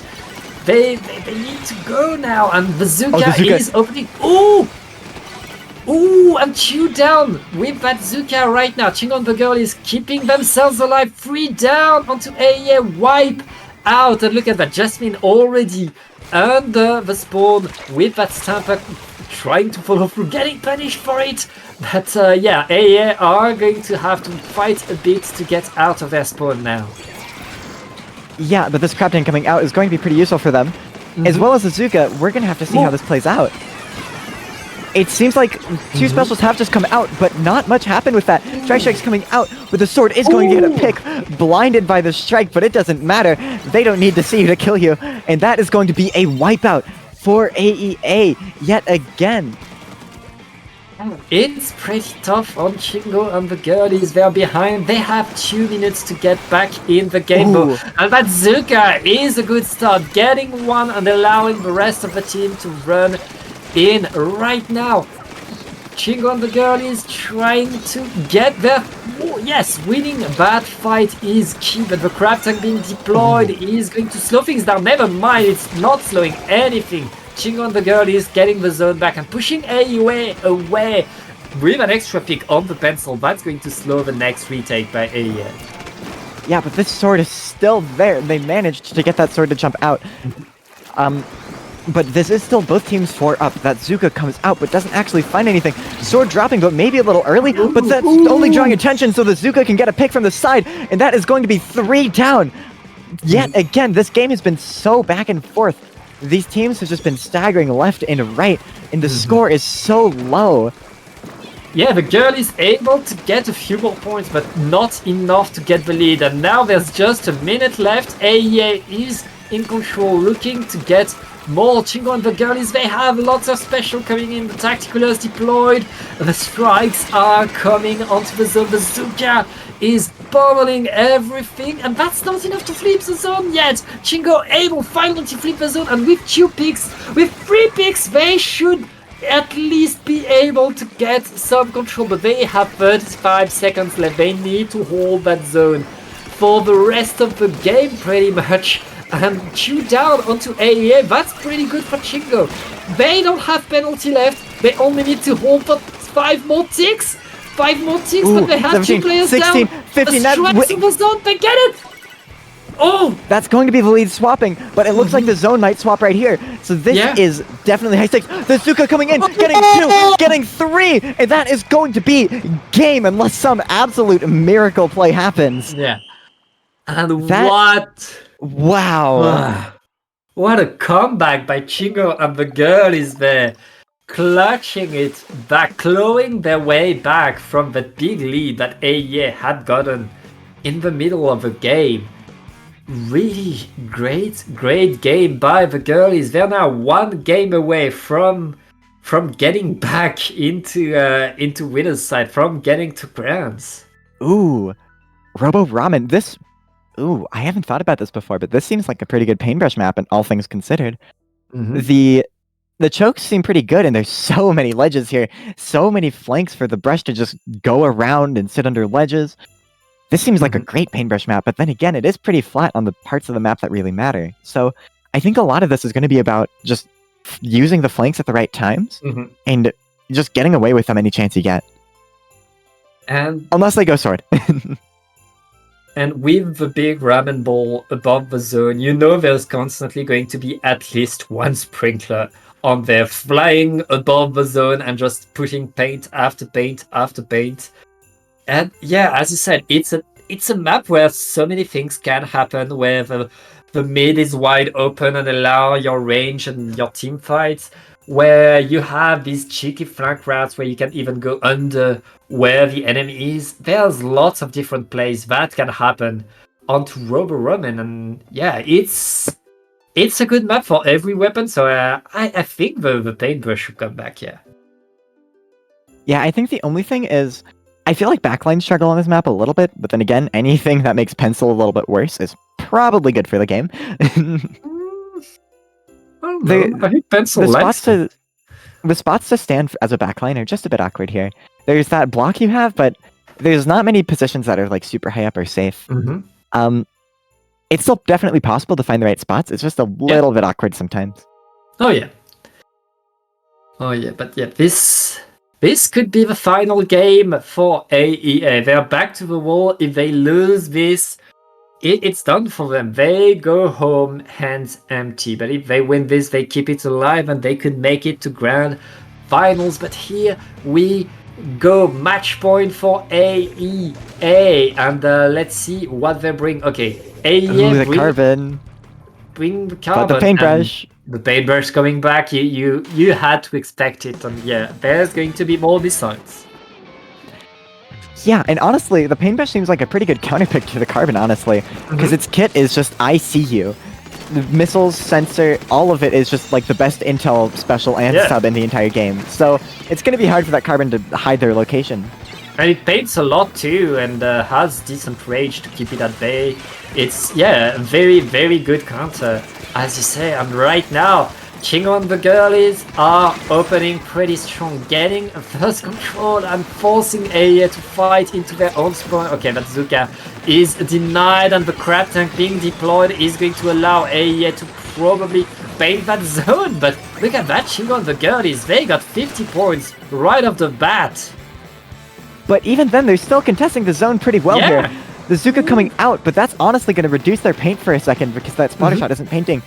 But that being said, they still didn't manage to cap the zone here completely. I feel like the zone should have been capped about 3 times there, but just not quite enough paint. Here comes the Tri-Strikes in a bit of a risky spot, but it doesn't matter. Yeah, Strike's able to scatter all of AEA and give Chingo and the girlies just the zone back. They don't keep that zone for long, though. The crab tank is back into play, pushing all of Chingo and the girlies away. And AEA are back in control, but they need to make good points. They haven't managed to really push the girlies away enough to really make as much points as they can. And now, I mean, that paintbrush is back with a few more missiles on everybody. Oh, but the missiles do get a pick. Yeah. And this Carbon is sharking here, and I don't think anyone on the enemy team knows. But I don't think it matters, because Carbon didn't get anything out of it, I don't think. It's hard to see. There was so much blue paint onto the map that the Carbon couldn't really get a good pick, despite being sharking. Like, they were too far away from everybody, and look at now. The girlies, okay, they concede the zone, but they take 2 players from AEA in the process. Penalties applied, but they don't care. They have the lead, they have the zone. Okay, that pick onto Jasmine is key. That's 1 less Zuka. Chingo and the girlies are going to have to probably concede the zone, especially now that they lost their pencil. AEA back in control of the zone. They need to make some good points though. That pick on the paintbrush is pretty key. That's going to let their Carbon get in just a bit easier. But the sword dropping on the side, getting someone else to jump out. This is some decent momentum coming from AEA. So who knows what we'll see here. Yeah, lots coming, but the zone is back to blue. Chingo and the girlies are holding more and more. 2 minutes left. And neither team has really been able to score more points than that big take that the girlies had at the start of the game. And right now they're back with that control, and they don't have that much penalty. They are expecting to get a bit more points as AEA is coming back from spawn, trying to get in. And the zone is contested right there. Okay, applying penalty again, but look at that, there's almost no penalty applied, and 2 players down on the side of AEA. The strikes are coming, getting more. The girlies are making the points right now. There's no penalty left. The map has been flipped so many times that there is no penalty onto the zone, and points are ticking for the girlies. They are looking to get into brands right now, and all they need to do is paint that single square in the middle of the map, but they have 2 players down, and Madam Reef is completely isolated with the paintbrush, has to jump back. These missiles are going to come. Yep, that's going to help with the retake by the girlies right now. AEA trying to defend it, trying to stop things right there. The strikes are coming in and shoot down onto AEA sect.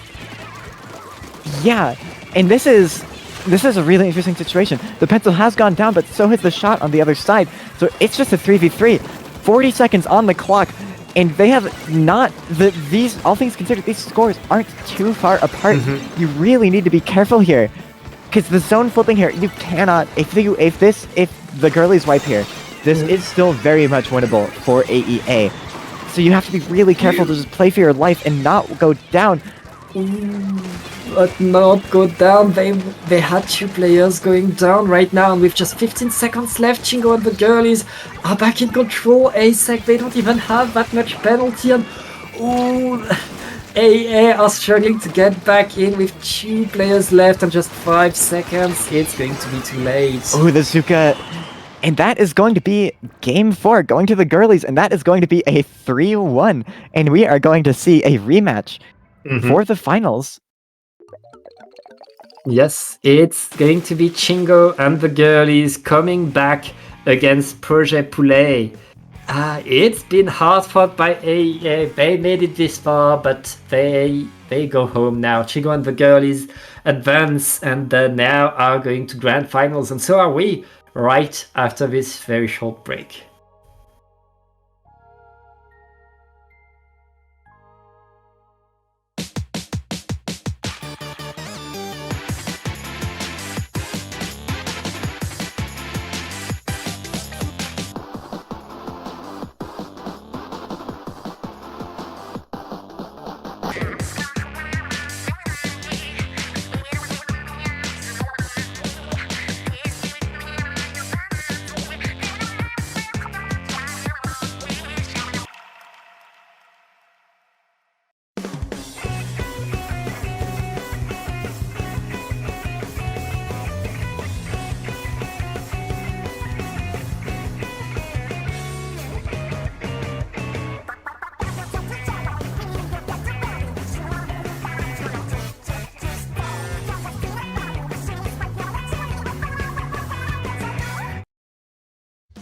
Splatoon Stronghold, a stronghold for competitive Splatoon, providing resources to long-timers and newcomers alike.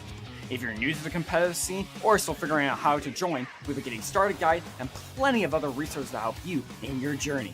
If you are a seasoned veteran, we still have plenty to offer. You can find and join tournaments as well as participate in our Captain Forum and find free agents and teams. Our mission is to make competitive Splatoon easily accessible to everyone. So what are you waiting for? Join the Splatoon Stronghold today!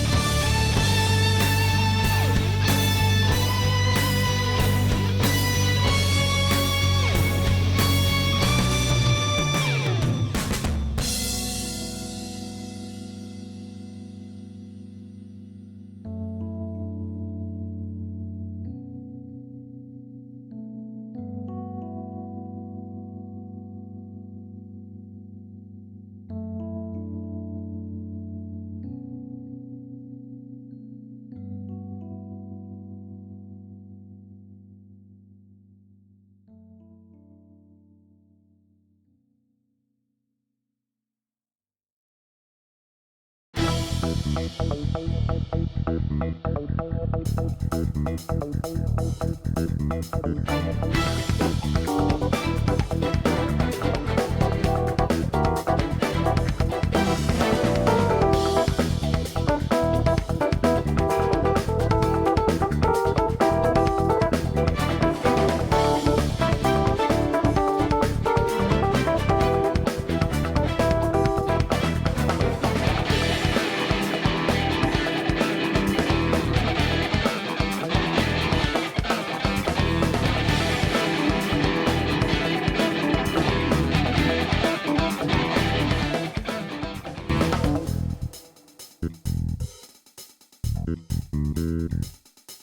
that on stream?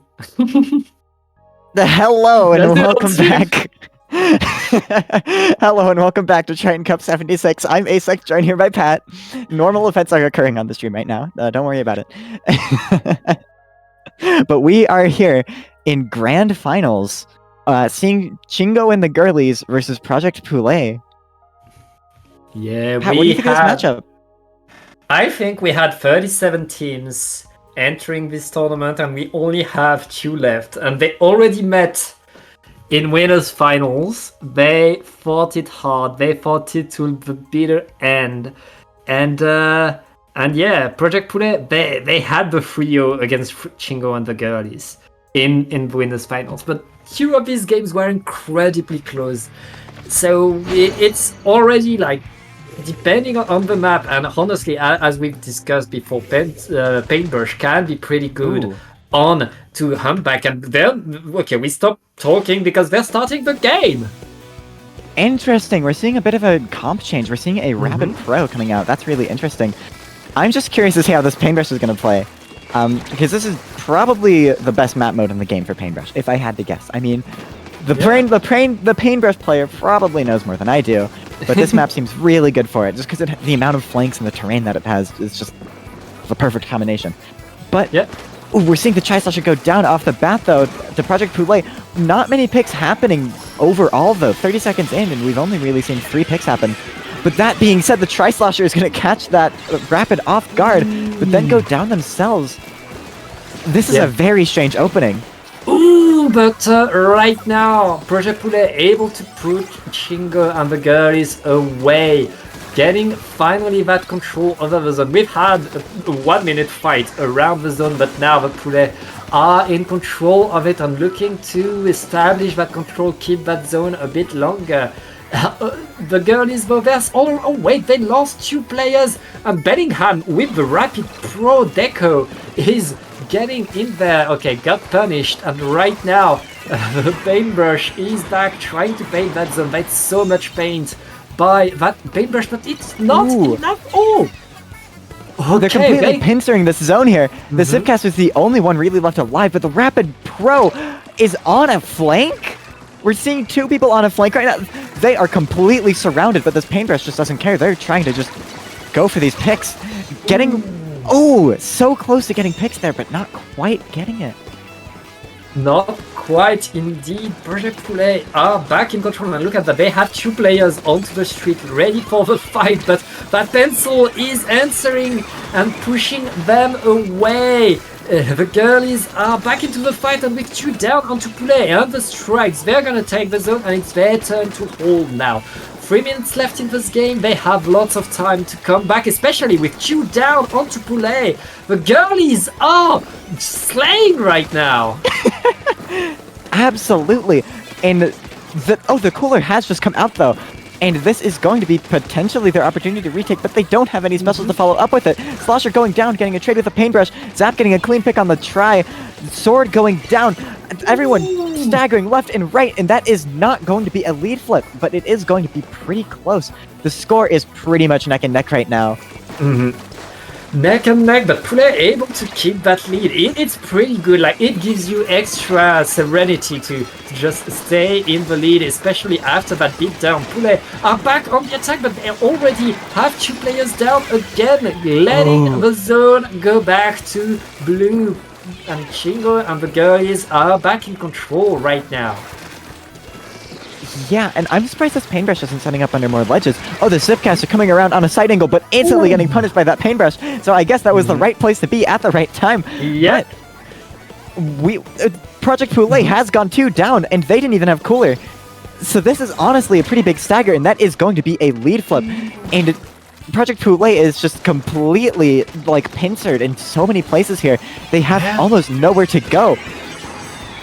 Oh, and the strikes are coming onto the zone. They're not going to be able to capture though. And right now, Chingo and the girlies are going to take game number 1 of this grand final.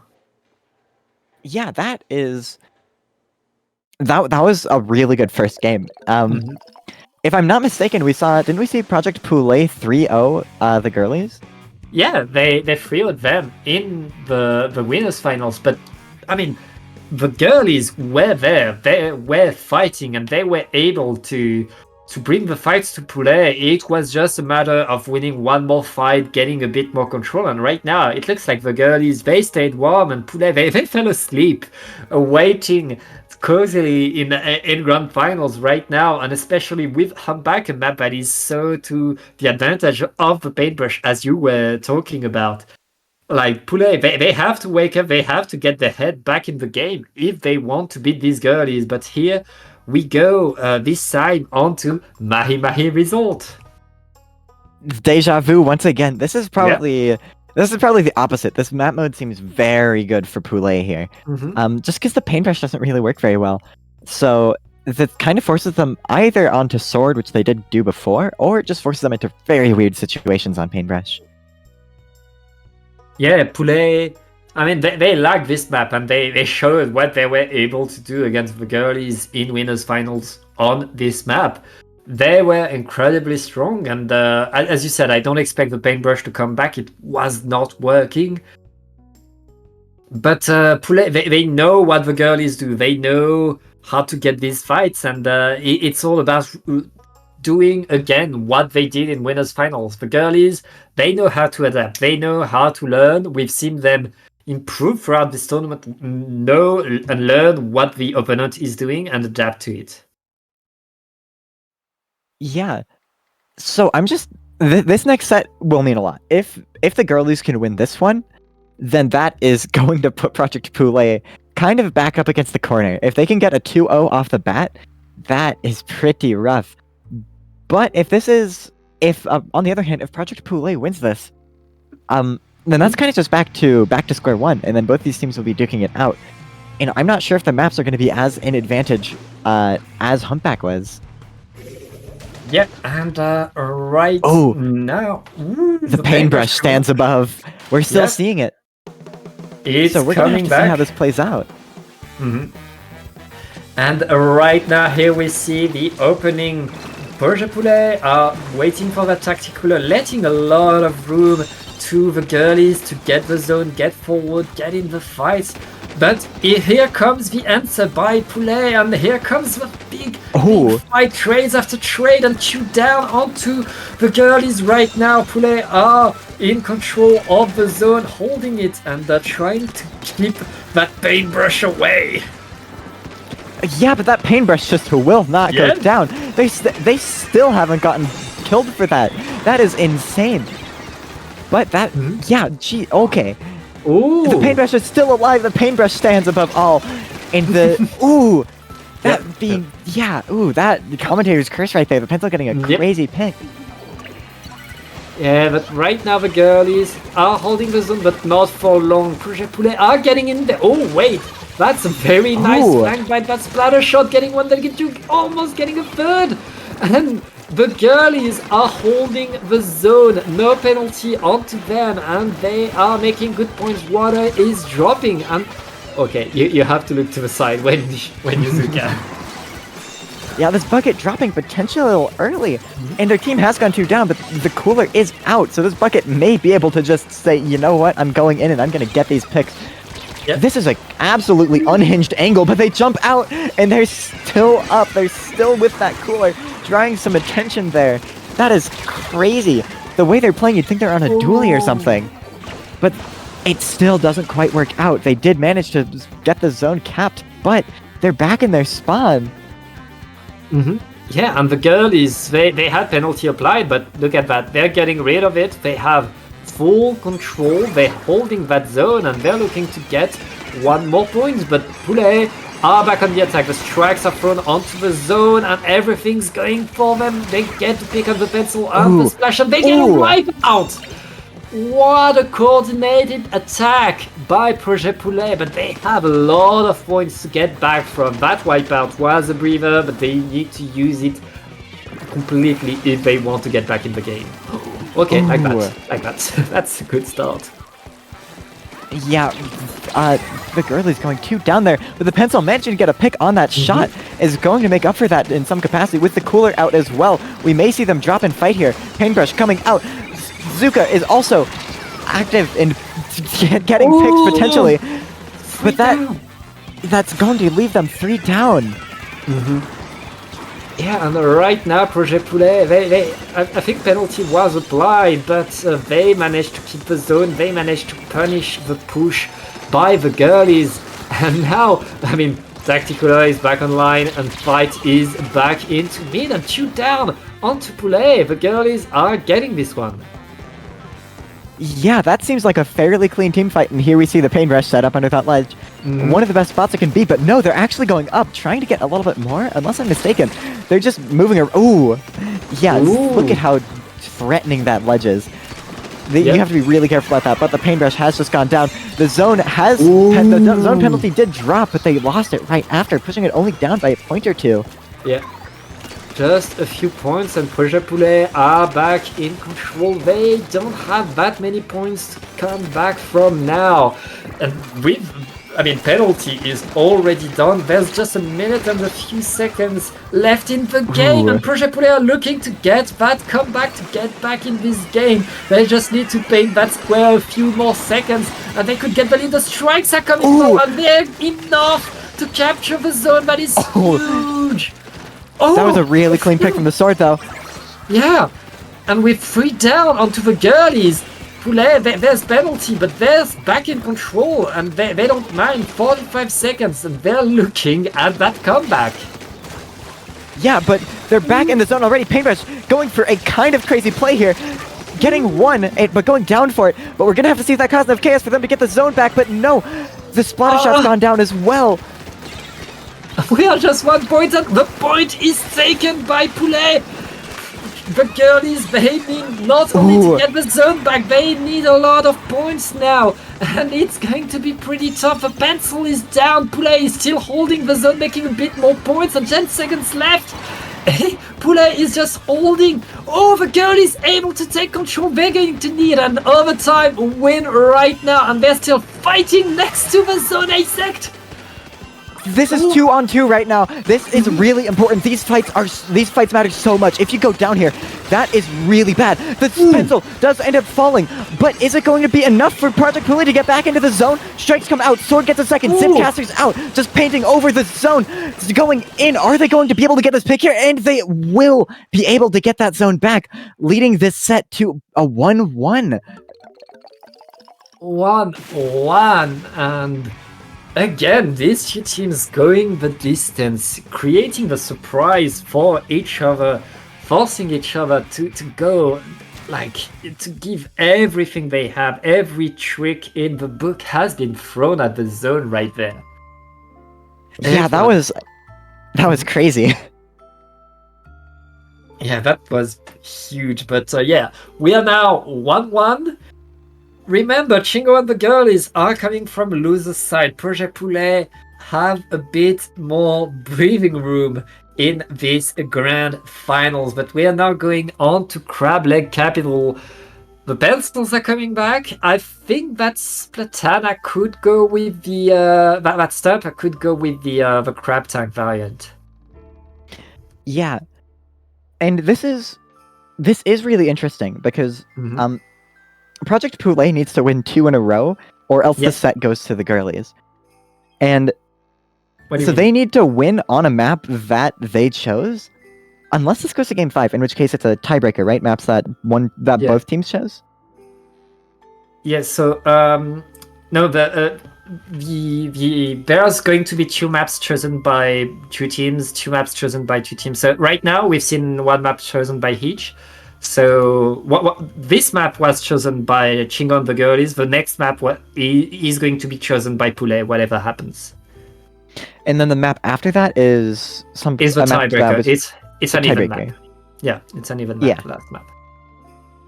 That's really interesting. Mm-hmm.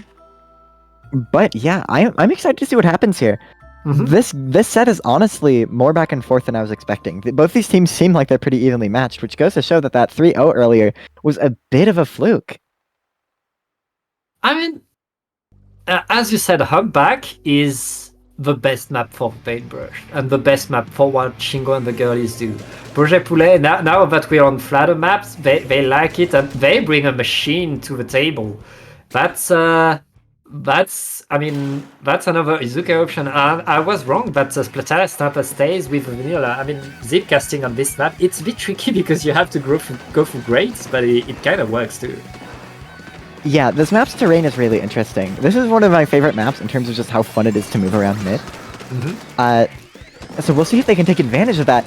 And this Paintbrush distracting that charger, but unfortunately Pencil doesn't quite get in range of that. And I just realized it's a Zekofin charger on the side of Poulet.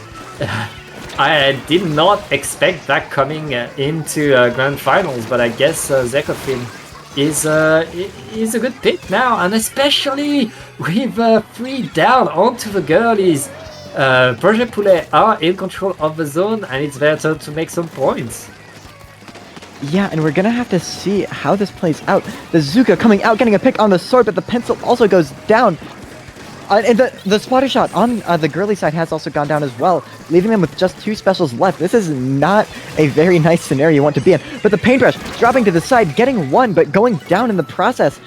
That being said, that is going to give the Girlies enough room to actually get the zone here. And with the tri-strikes on the horizon, they might be able to continue this lead here. And right now the Girlies able to capture the zone, get that penalty, get themselves in position, but it's pretty tough because the Poulet are coming back with the strikes, getting that push back, and that splatter scope is hunting right there. That scope, I mean, it has the same range as the pencil, but that extra scope gives you a bit more accuracy if you know how to use it. Right now, they have to jump back. Very nice jump back. And yeah, Projet Poulet is still holding that zone, still holding that lead and making a bit more points. ASEC just 2 down onto the Girlies right now, and Poulet are looking to just run away with the zone. Yeah, this is definitely. This is really interesting. The Girlies are staggering pretty significantly here, but it definitely isn't over yet because I believe they may have had a cooler. Either way, they're back up now. The sword on and off angle. Pencil goes down, but the sword goes down to the Paintbrush. We're going to have to see if they can get the paint out on the zone that they need. The Paintbrush is going to get another pick here. This might be the star play of the entire game. The Paintbrush coming out, but they aren't quite going to be able to cap the zone, and that is going to be Game 3 going to Poulet. Yay. Projet Poulet snatching that game number 3, keeping that zone for themselves. And it was really, as you said, about keeping Chingo and the Girlies staggered, not letting them establish any group onto the platform, not being able to really assemble the team to get the push together. Projet Poulet constantly having 1 down, made sure that they stayed in control on that game. And now they're 1 game away from being your Triton-Cup Grand Champions. They are looking at that crown, and between them and that crown is just Museum d'Alfonsino. Yeah, this map definitely isn't favored for the Girlies.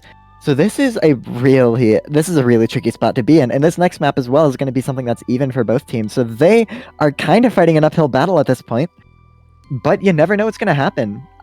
Because this map, the Paintbrush still can get under those ledges pretty well, and get some really surprising picks. Yeah, lots could happen, and I think this was like the map where Poulet was able to really dominate Chingo and the Girlies in in winners. So yeah, it's going to be tough for the girlies, but they have it in them. They have shown what they can do, how well they can do it.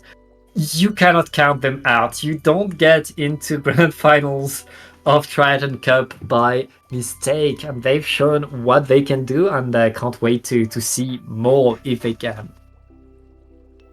Yeah, so either way, this game is going to be these next 2 games, if we even see the next 2 games, are going to be very interesting nonetheless. Mm-hmm.